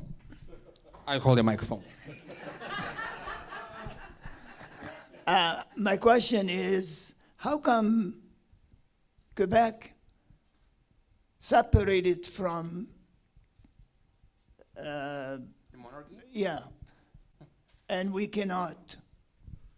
Well, we could. We could. The real reason is that there's no consequences. So Quebec do stuff, and if Ottawa don't like it, they can sue. And Quebec is very, very receptive of being sued. So they don't scare. They don't ask permission first. Quebec does thing always, ask permission never. So it's just a question of doing it, and it's even anti-constitutional. It goes against the constitution what they've done, but nobody did anything. So let's keep on doing it. No, so it's and by the way, it's the same thing. I was in Quebec last week to help out my mom and stuff, and I met some friends, business and all that, and they were telling me one of them has make maple syrup, and he was telling me that this year was very tough because Quebec kicked out all the illegal immigrant in their province and temporary workers under their own immigration ministry. So Quebec has been way more effective than Donald Trump in cleaning up shop in a very short time. I can tell you that, having their own provincial ministry for immigration, and Ottawa cannot do anything against it. It's just a question of you control, like the illegal students that they stay. What they've done, they tripled the international university fees. So they all left and went to register to Ontario universities instead. Or Alberta, yeah. So it's just a question of attitude and doing stuff around to achieve your goal. So, yeah. We're going to the next question. Okay, this isn't a question. I just wanted to add on to what was asked. I'm a homeschooling mom, so we attend a lot of like homeschooling events and co-ops and things like that. Just the last question that we had here. One way that I've noticed, even though I am not very good at speaking publicly and being vocal about things, I have had conversations with a lot of people, and I have noticed that a lot of people are changing their minds and opening up about even just the conversation itself. And I've noticed that that's been a really great way for me to outreach without having to be publicly, a voice and things like that. So that's been really, really awesome, and a way that I can extend that knowledge to other people.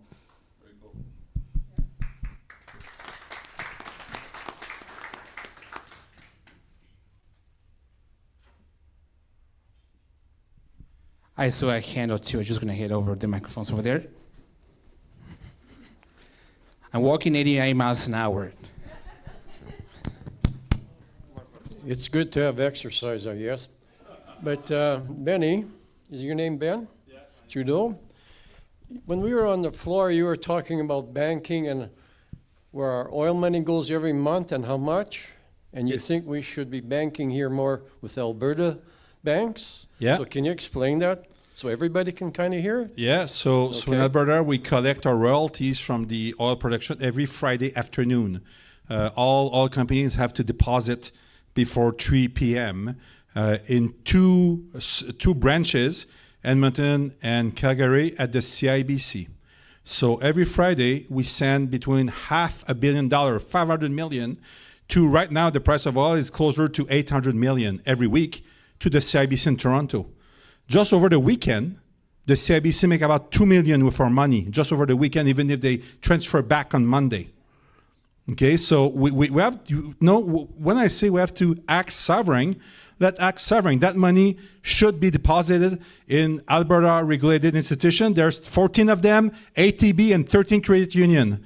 So choose, and the way to do that, by the way, what needed to be done? How do we do that? Well, I will tell you how it's done. It's the minister who has the right to write a letter to his deputy minister saying, please shut down the account at CIBC and open at ATB. Signed, Brian Jean. Period. No vote, nothing. This is what the procedure to make it happen. Well, we're going to the next question. If you have comments or anything like that, you just keep it after, okay? Go ahead.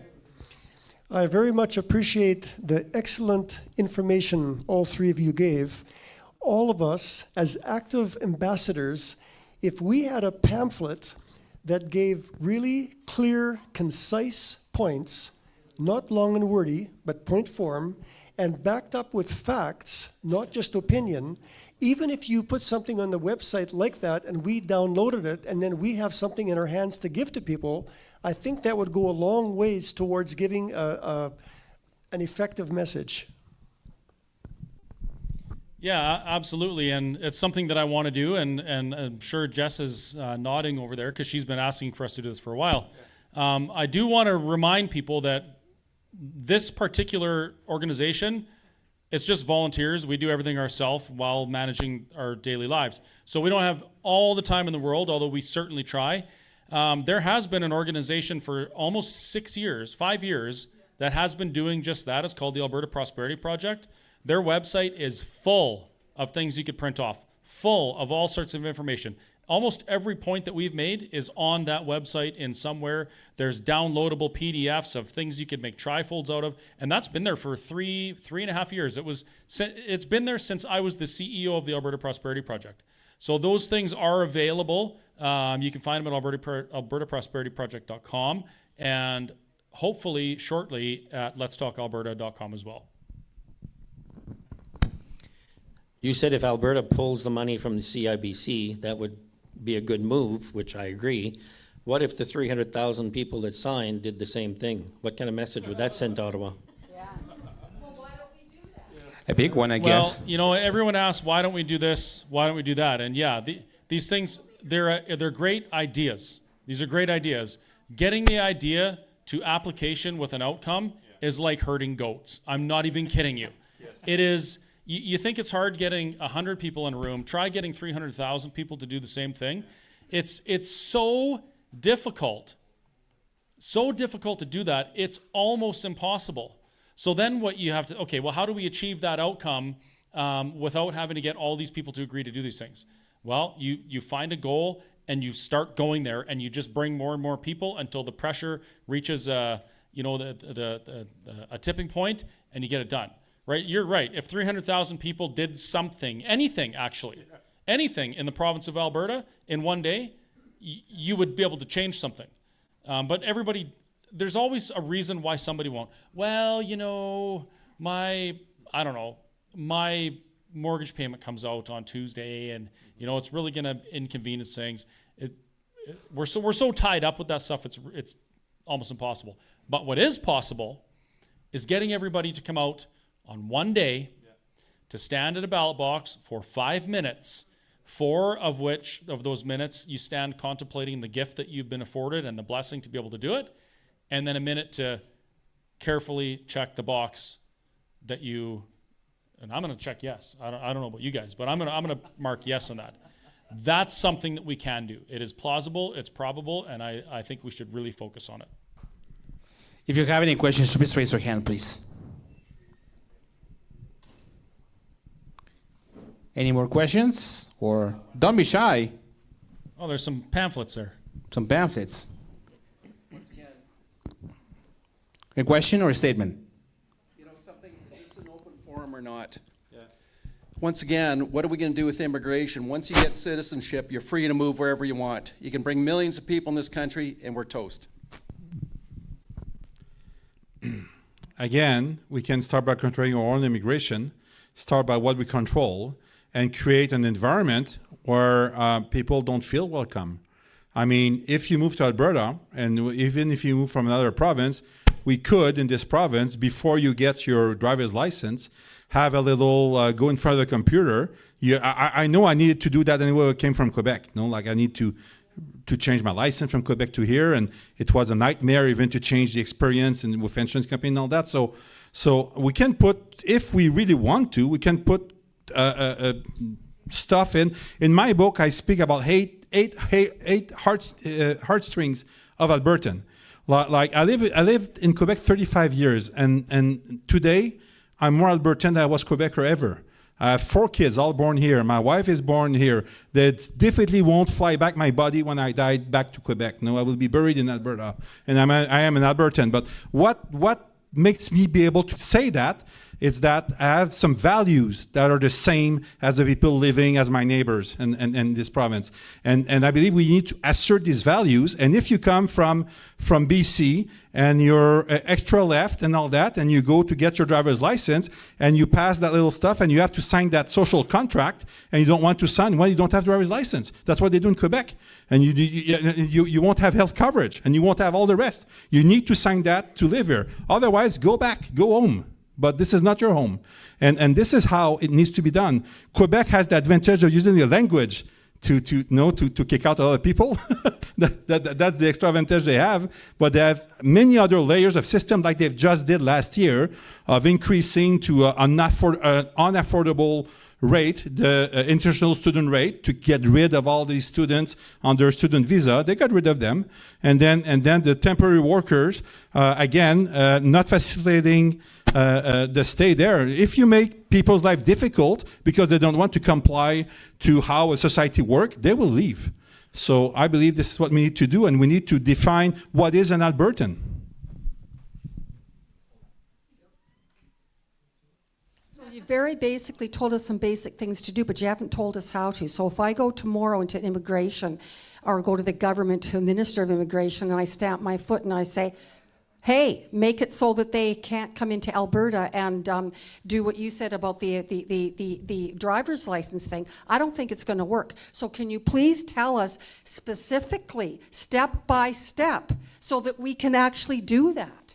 Well, just you see what I'm saying? See what I'm saying? Yeah, but just by my book, all the steps are there. And Awesome. and as long as we apply the same thing as Quebec does, nobody can say a word. Nobody can say anything. You know what? Even equalization. I will say something about equalization. Quebec received 14 billion of equalization, okay? Do you know that they received 4 billion more than they should? And you know why? Because they created a heritage fund for their energy. There's 5 terawatt,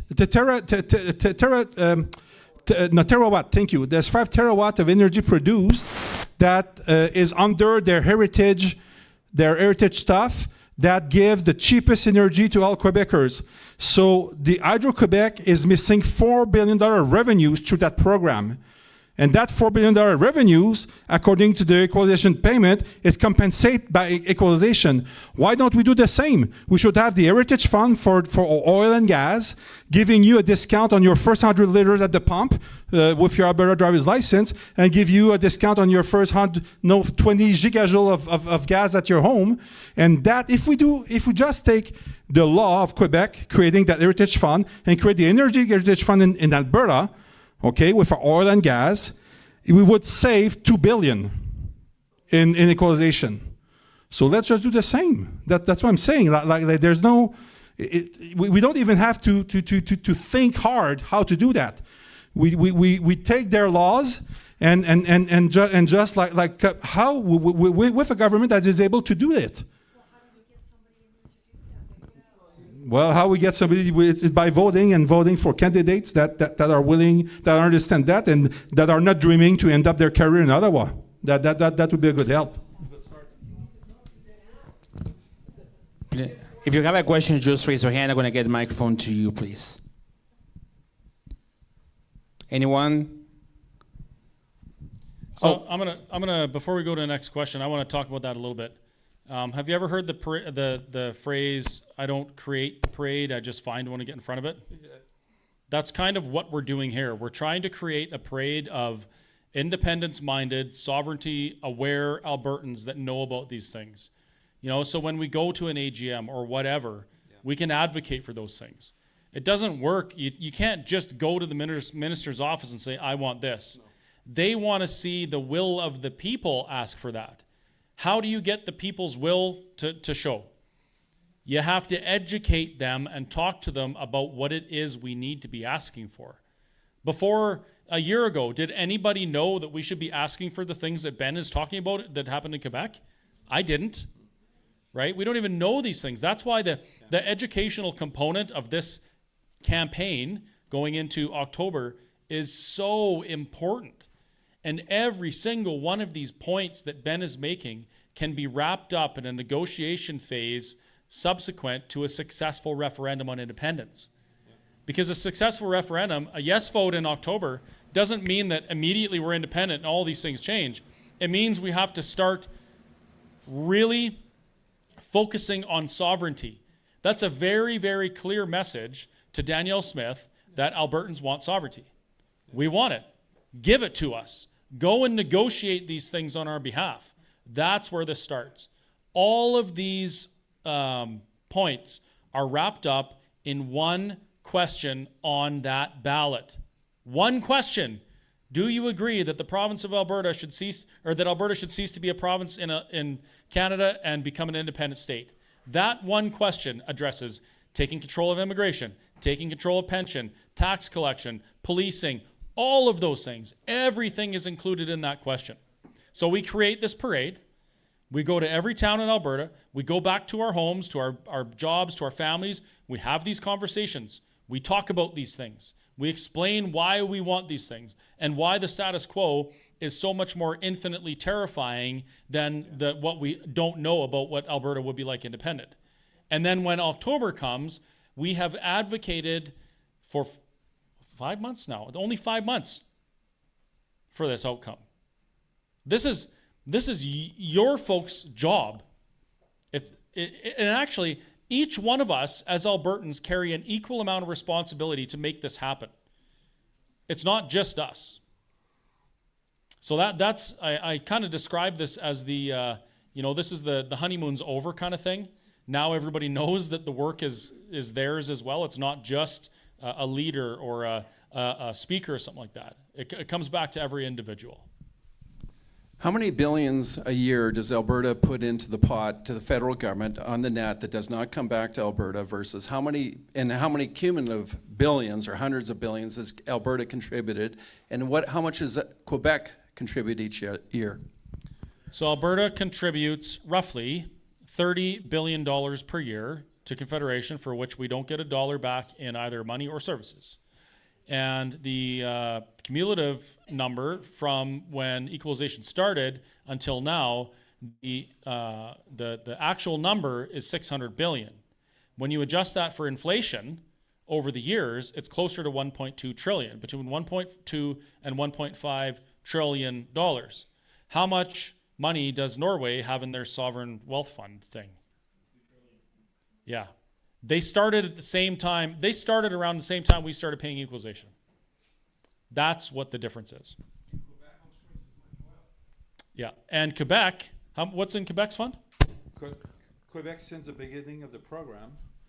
Their pension. So, well, but if you look like what Quebec give versus what they receive every year, so Quebec receive every penny back, and then some, because they go and get them, because they pay for bureaucrats to make sure that they get back every penny they pay to the federal government.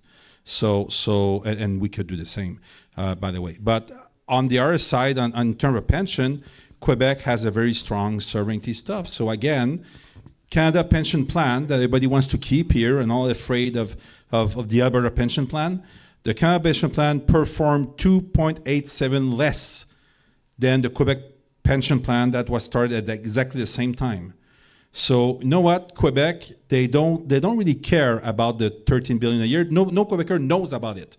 It's not a subject in Quebec. Nobody knows. And by the way, 58% of the population of Quebec don't speak a word of English. They don't speak English, they don't read English, they don't know what English is. So they live in French, and they live under like 3 TV stations and very, very secluded information. The Quebec government invests $2.5 billion a year in their culture. This is the equivalent of 10 blockbusters in Hollywood. When Quebec do TV, do shows, when let's say Quebec, like the best example I have is CIS. So CIS in the 90s, what the Quebec producer did, they bought the right and they rerun all the show with Quebec actors. They didn't translate the show. This is what Quebec does. So because they want stuff produced there. So if you look since the beginning of the equalization program, per family. So family is like right now in Alberta we're at 2-point-something people per family. So every family in Alberta, or basically every house, contributed $108,000 to the country. Every family in Quebec received from Canada an average of $60,000 per family. Every Newfoundlanders received $255,000 from Canada. Every New Brunswicker received $245,000 from the rest of Canada.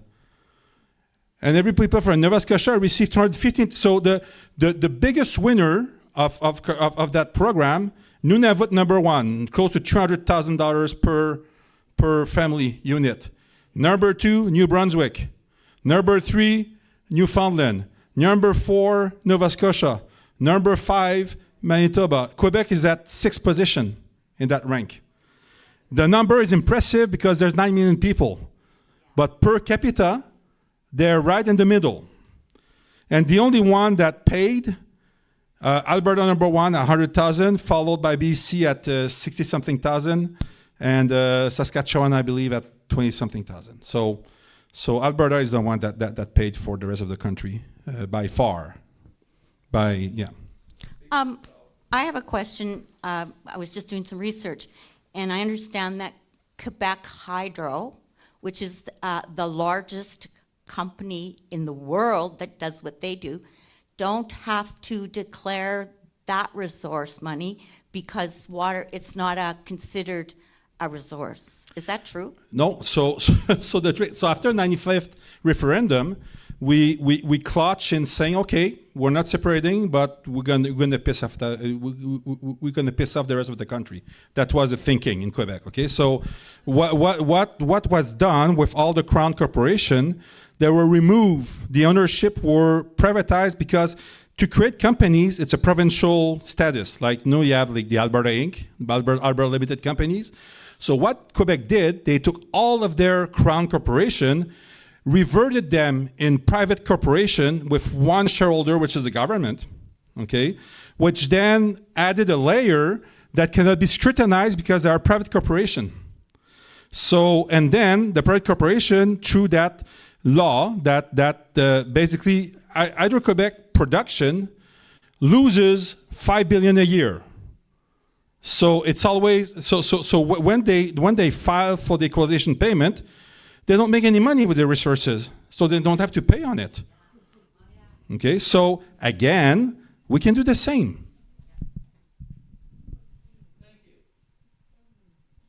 Any more questions? Just raise your hand, please.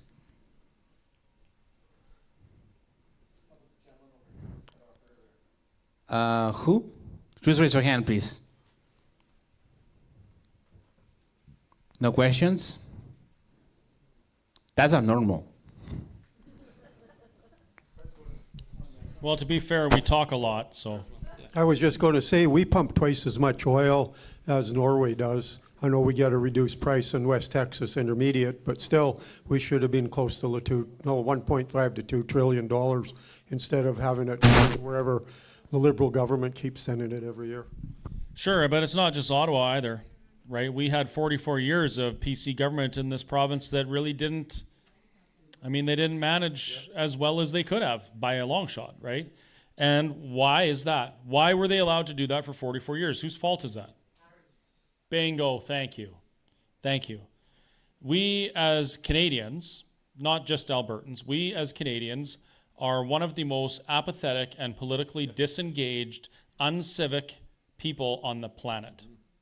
And it's not surprising. Canada, we didn't have to fight and bleed to get what we have. It was written in another country, legislated, and imposed on us, right? The United States, totally different. They fought a bloody war for 6 years. And this is their 250th anniversary of that, by the way, this year. Which is interesting that Alberta is going to have a referendum on their independence on the 250th anniversary of our best trading partners' independence. So this comes down again to personal responsibility and accountability, the thing that none of us want to hear. Why is the world not what we want it to be? Why is the world so crazy? Well, because we didn't become what we want to see in the world. We didn't get involved. When it was time to go to a CA meeting and nominate an MLA, we watched a TV show instead. When it was time to go door knocking and support a candidate that we know could change the world if they're elected, we didn't go because it was a really nice day and we wanted to go to the lake and go out for a spin in our new boat, right? Democracy is only as good as the people that occupy it. And we've done a very poor job up until, well, I would say right around, it started getting better right around COVID, honestly, because so many people were paying attention. Personally, I was never involved in anything before. I certainly wouldn't have done this. I don't like crowds. I don't like getting in front of people, and it freaks me out. Back then, I just voted, and I lived my life. But then all of a sudden, something happened to me that forced me to start learning about who I was, what the government is, what our Constitution is. Why is Alberta in this weird predicament in Confederation? Right? So, I'm guilty of the political apathy that I talk about. I'm not saying it in judgment or looking down on anyone. I'm identifying that there is a systemic problem that has contributed to the state of affairs that we find ourselves in now. And when you want to solve a problem, the first thing you do is you identify what the problem is. Well, we know we dropped the ball. We know we weren't involved enough, and we don't have to do that anymore, right? We can change that. And just to get in another message as to how it is important to get involved, I just learned that the city of Edmonton is actually right now thinking about taxing rainwater, guys. So if you think about political apathy, guys, the more people don't do anything, the more we get screwed over.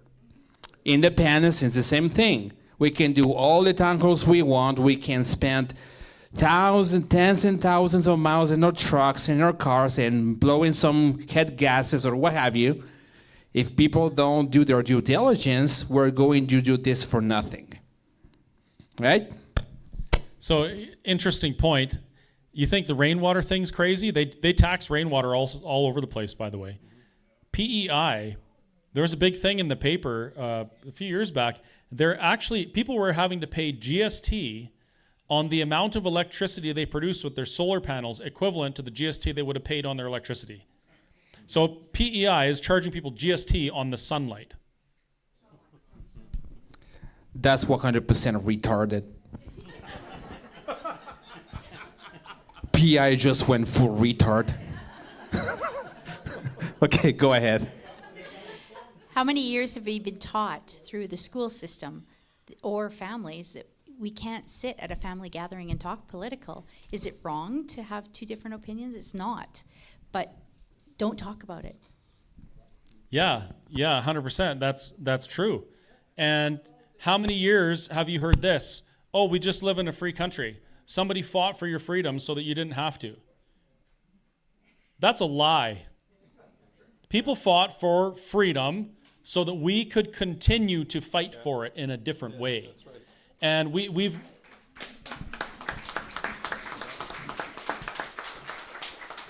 and then we end up in a society where it's considered rude or improper to talk about politics, which affects every aspect of your life from before you're born, by the way, to after you're dead. And we're also told it's improper to talk about religion. It's improper to share the gospel. It's offensive. The thing that affects your eternity, right? So I think we need to really start thinking about some of the things that we're conditioned to believe, and maybe starting to act sovereign in these things. So the 15-minute cities and also the rainwater are very easy to correct. Municipalities are creatures of the provincial government. The provincial government, through a single regulation, can wipe all those stupid ideas out. Ben, I love your idea. Could I get you to elaborate a bit on how Alberta could match Quebec, like the way they do with their hydro revenues, what we would do with our oil? Could you elaborate on how you'd go about doing that? Thank you. Yeah, well, I already did. I will probably publish a little booklet on that. But basically, Quebec has a law that they voted in their legislature that created that heritage fund. Basically, the premise of that is to say the Quebec society invested in all these hydro dams in the 60s, so the Quebec society should benefit from their investment first before what we sell to, because you have to know that Quebec provide 1/3 of the electricity of New England. So Vermont, New York, New Hampshire, Maine, and all the Rhode Island and Connecticut and Massachusetts, 1/3 of their electricity come from Quebec. So basically, they were saying, okay, we need to have a layer to give back to the Quebec people for their investment, to say thank you for putting your taxes to build all these dams that enables to make that money. Well, we can take that piece of legislation, which is available only in French, by the way, because they don't have to put it in English, and then we translate it in English, and then what we say, okay, Albertans, for all the investment and all the -40 that you drilled wells and all that, we declare that from now on, we have that million of barrel that we receive in royalties that we won't be paid in cash anymore. You will take actually the barrel and actually refine it in our refinery that we paid $13 billion for in Redwater. And then because of that, for every Albertan citizen, on your first 100 liter of fuel every month, we're going to give you 20 cents discount. Just scan your driver's license. No, we can make an easy system to do that. Okay, and then so that goes right in your pocket. And then for your heating of the house, again, we say to the gas company, no, like, don't pay us that portion of royalties. There are that many cubic meters of gas that flows through our 475,000 kilometers of pipelines that we have in this province, that you will give a discount to the users, directly to the users, instead of paying us the royalty.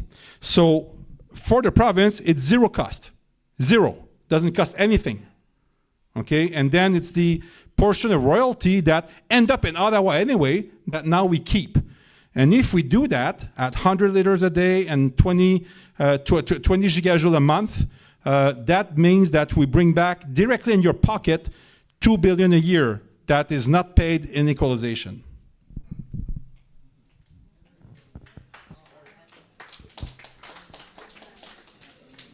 Yeah, gentlemen, when the American Revolution started, they had somewhere between 3 and 6% support. And because the British were unbelievably arrogant and dismissive, they ended up with a war that killed 750,000 people. So, but we surely are at a better situation than if we've got about 40% support.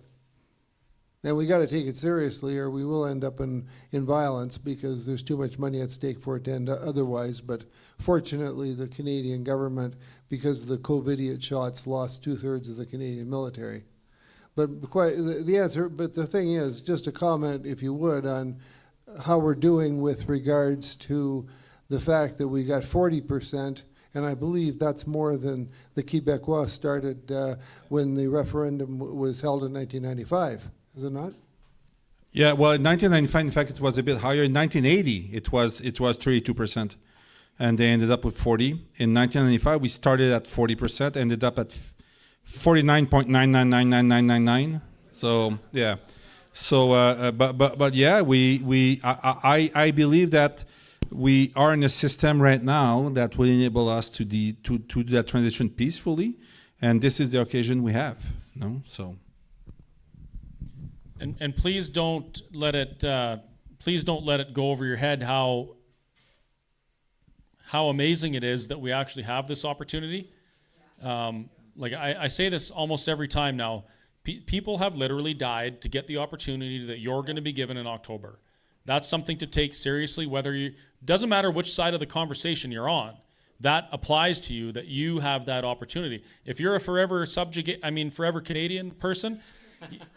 You should feel very blessed that you have an opportunity to advocate for that, right? You don't have to fight for it. All you have to do is talk about it. So with the talk about starting a heritage fund, which we already have, but are the royalties enough to keep it going and be successful as, let's take, for example, the Norwegian trust fund?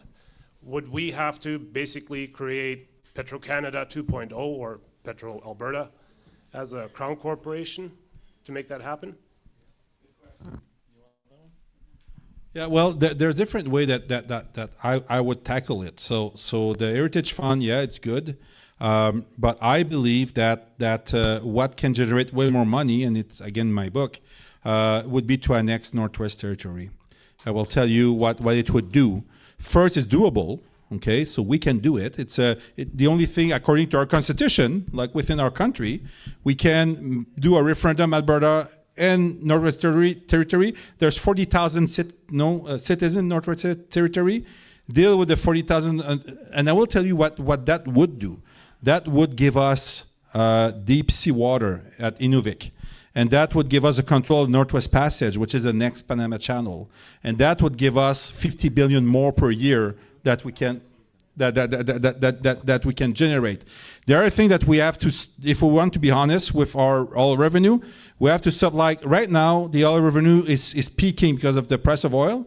If you download right now on the Ministry of Energy the monthly report of what we gain at royalties, they never changed the number. So the number they made the budget with, that give us that NDP budget that had been voted like at $9.5 billion deficit and $4.3 billion next year and nowhere to be seen to be balanced one of these days. Anyway, that budget here, what they're doing right now, they're keeping the report at the old price to be able to say how good of an administration they are, because they will probably bring that deficit to zero. But they have nothing to do with that as the price of oil. What is very wrong with that is that then we don't have a real report of the money coming in, and some money or percentage of the money that should go to Heritage Fund will be there to make them look like superstar by eliminating a deficit that they announced they will do. So, and this is where we need to stop politics playing with our own money and start acting as adult and as responsible generation for our son and daughters and grandkids to really create a fund. So, and with that fund, anyway, so there's ways that needs to be done. And the first, again, it starts by an honest, a true reflection of what's happening. Because right now, again, download the report of the royalties, and they're still at $57 a barrel, where the real royalties paid is closer to 95 right now. Okay, and then that means that all that extra money, that double money, will go to erase their bad management deficit and make them look like superstar, instead of having a law that forced us, when the price is high, to put that money in the heritage fund. So they're just legislative stuff that can be done, and managing honestly, openly, would change a lot of things.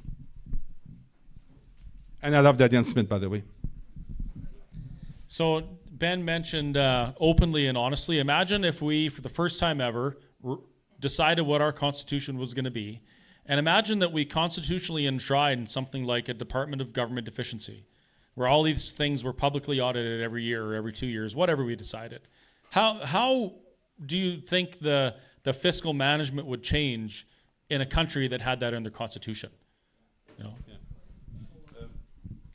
And sir, but by the way, no, with that budget, I do agree. Like they use $60 a barrel, which is very conservative, and I do agree with that. But then we should have another law that if ever there's surplus, that the surplus goes directly in that heritage fund, instead of becoming slush money that you keep on hiding for people until you end up the year and you do your oh, look how good we were manager, because we erased the 9.2 billion that we told you that would be anyway. So I believe, and that could be a rule, like in the Constitution, new Constitution, saying like, here's what we need. This is, we will operate the province on $60 a barrel. Everything more goes in the fund, and everything less we cut, because we live according to our budget. I got a question from the online audience, if you don't mind. So this is because my chat's here. Okay, question. Do you not think this will happen, not independent persons or the... Hold on, this question is kind of weird. Oh, okay, question here. Can we reform our government to a different system if we don't separate from Canada? So in other words, if we fail to separate from Canada, is there a way we can implement another system within Alberta? Only through constitutional reform, of which the hurdles are so massive, it's all but impossible. So the short answer is no. And I have a bit different answer. Of course you do. Yeah. He's right. But there's another way. And I believe that other way is to partner with Quebec. I believe that if we partner to Quebec to build, so in Quebec, there's a group, a research group that has been started in the 1965, that's still running right now. It's a sovereignty group, and it's their professor Lucien Bouchard is on that still. A bunch of the and what they do, they work on kind of a Bible to be sovereign. Okay, and I believe that a lot of things that they want for Quebec is other things that we want from here. So I believe that if it, let's say, and I hope not, let's say that the referendum fell on October 19. I believe the way out of that is the next day to join that group in Quebec and to create a proposal for all the other provinces to join to do stuff differently. And I don't believe that Ottawa and the system, the Westminster system, is not meant to deal with two troubled child. No, you can manage one, not two. And I believe that if we do that, and that was a missed opportunity, I believe in my book of the reform, I believe the reform should have joined the bloc. And fight just for, but the problem is that reform, as Albertan again today, I think there are still way too much Canadian, and so anyway, but I believe that the third avenue will be to create a coalition outside of the current of the federal conference and federal control, and just to develop an agreement with us, with Saskatchewan, Manitoba, and Quebec. For sure Quebec will do it, and then just to impose that to Ottawa. So this is our request, take it or leave it. And not to go through constitutional negotiation, that's a dead duck. So that's why I believe can be done. I do want to point out that only works if we first collect our own taxes, manage our own pension, our own unemployment insurance, our own policing, and manage our own immigration. If we don't do those things before that, then Ottawa says, okay, we're not giving you your money. Yeah, exactly. Right? Exactly. Yeah, you're right. Two things. Don't forget the donation box. Very important, guys. I forgot the donation box at home. Yes. No, but there's one other buzzing around there. Very important, guys, to help us out with this, because we're not being paid by Donald Trump nor Vladimir Putin. Although Vladimir Putin still owes me. No, just checking. I got another question from the audience here, and a question of my own too.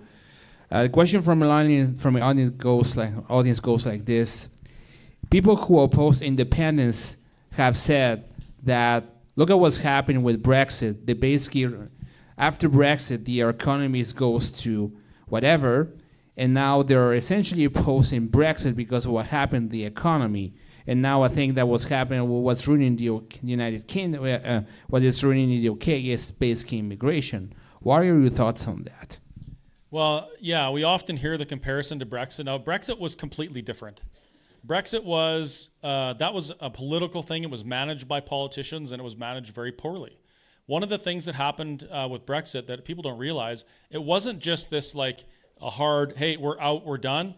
It was yeah, we're out, we're done, and then the EU said, well, we're going to landlock you or whatever, right? We're gonna lock your products there and not let you trade with anyone. And the politicians freaked out, and they made a bunch of concessions.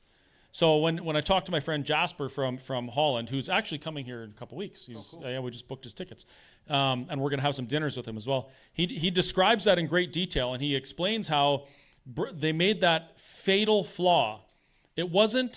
Brexit wasn't leaving something to become a sovereign state. It was leaving the chains of what was supposed to be an economic and trade union to regain sovereignty that they should have had in the first place. So it was a totally different thing. And he describes the economic aftermath of Brexit, which wasn't pretty, was to do with the EU strong-arming Britain into remaining in parts of the EU for fear of not being able to trade with anybody. So totally different monster. Yeah, plus I would add, economically speaking, we have way different structure. Like the oil cannot stop flowing, and we have to remember that we are the only province in this country that brings new money in. All of the other provinces recycle their money, including Quebec and all that.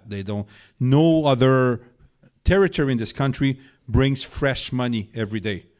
We do, because we're exporting oil, which is a resource. So that put us in a way different situation if we want to separate or to assert our sovereignty. Ben, do you want to mention about the economic fallout in Quebec after and the misconceptions about what caused it? Yeah, well, yeah. So a lot of people talk about the economic fallout of following the referendum, and in fact, there's a gentleman here that I spoke with who was part of that, because it was not an economic fallout. It was not because of separation that people left. It was because of language. Is that Quebec start imposing Bill 101 and start imposing that you have to speak French in your workplace. And you cannot put any more English sign on your door, and you can. So this is what caused the outflux of people and businesses, not the separation, and that was very beneficial for young. Like I was raised in a very English area of Montreal, where my father would have never had the money to be able to access if it wasn't for all this English leaving. So anyway, so it was good for us. We had a very nice house, very good price in '76. I got a question in regards to, this is a question for Michael Wagner, actually, specifically. You stated in your book, Leaving God Behind, that Canada basically embraced multiculturalism instead and basically rejected Christian values during the 80s, I believe.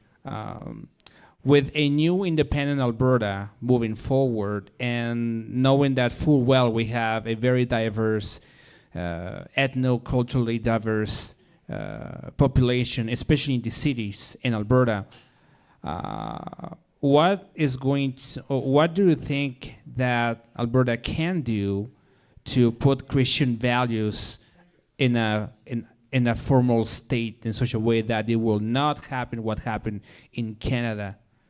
I don't know if it was basically, So Pierre Trudeau in 1982 changed Canada's constitution, and the constitution is the foundational document of any country. So when you change the constitution, you change the country. So Pierre Trudeau fundamentally changed our country in 1982, largely with the adoption of the Charter of Rights and Freedoms. The adoption of the Charter of Rights and Freedoms led to several court cases that threw out vestiges of Christian influence in Canada, like the Lord's Day Act, prayer and Bible reading in schools, Christian definition of marriage that Canada had historically had. So the adoption of the Charter fundamentally changed Canada and got rid of, like I say, the Christian influence in public policy in Canada. So when Alberta becomes independent, we'll have a new constitution, and people will have input into that new constitution. Like, it won't be, we don't know who's going to develop the constitution. There'll probably be a constitutional, like an assembly of elected people to write up a new constitution, or citizens. So the kind of constitution they write will set the direction for the kind of country Alberta will be. So if we have Christian influence in the constitution, that would have, Christian influence on the country moving forward. If we have a secular constitution, that will be more like the way Canada has been going in the last few decades, and will continue to lose freedoms and so on. So the kind of constitution we adopt when we become independent will be fundamentally set the direction of the country of Alberta, and so it'll be very, very important that we get the Constitution right. And in my personal view, that would involve a lot of substantial Christian influence in it, because historically all the free countries were founded on the Christian worldview, like all the free countries in the world. And when you get rid of the Christian worldview, you lose the fundamental philosophical basis for freedom. Because the philosophical basis for freedom is there's a transcendental authority, God, over the government. And so people can appeal to God. Like when the government is oppressing them, they can appeal to God and say, our rights come from God and not from the government. If you eliminate God from the picture, then government is the highest authority on earth. And if the government does something to you, you have no authority to appeal to. So with a non-Christian system, rights come from the government. And if the government says you don't have the right to do that, you don't, because that's the highest authority. So in my view, we need to have Christian influence in the Constitution explicitly to ensure that our protections of our freedoms going forward.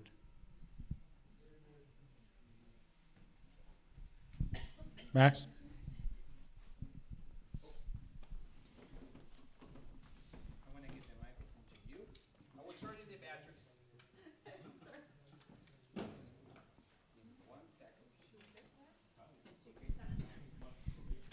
And then I think this will probably be the last question, but we'll stick around for a little while after if there's anything that was missed. I was putting the double A's on the charger. Go ahead. I was just wondering, I'm not sure if I understood correctly, but who would be influencing keeping God in the institution and like in all of this? Would it be the people or like... The people. Yeah. Yeah. As long as we bring enough of them and advocate for that. Okay, so we have a voice in keeping that in there. Okay, that's yeah, wonderful.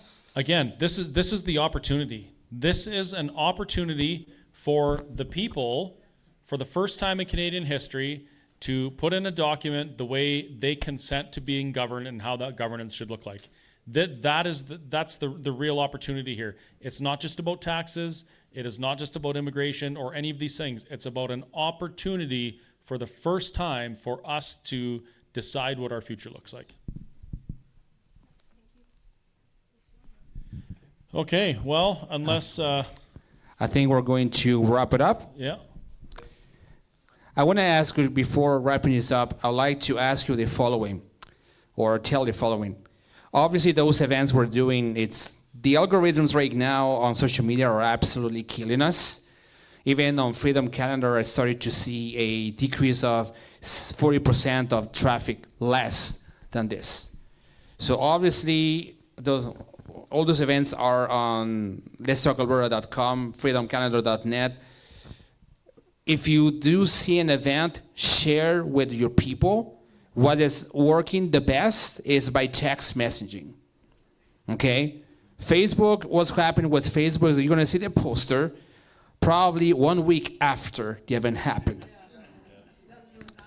Is what happened. Okay? So, very important, you guys, to go to the websites, okay, and share with your friends.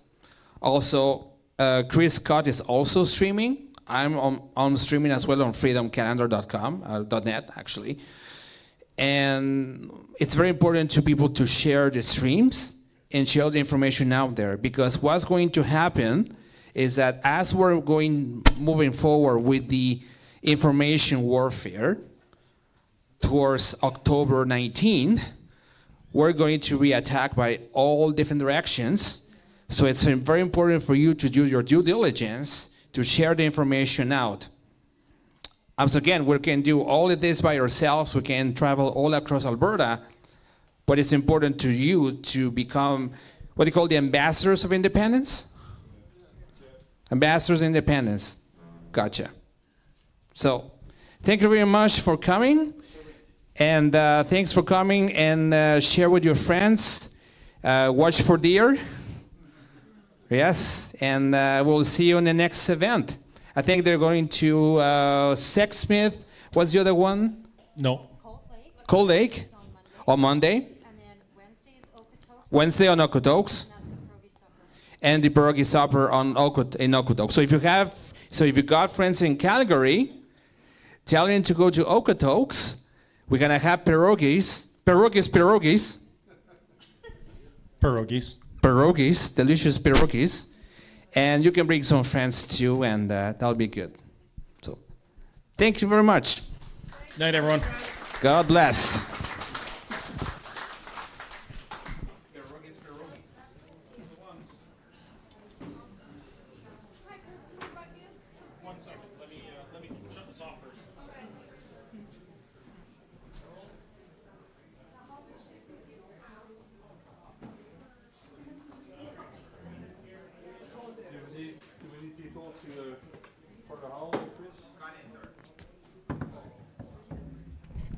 Those people who want to see the stream, there are some QR codes over there. You can scan them, or you can look at the orange posters down there. Take a picture of the poster down there and share with your friends.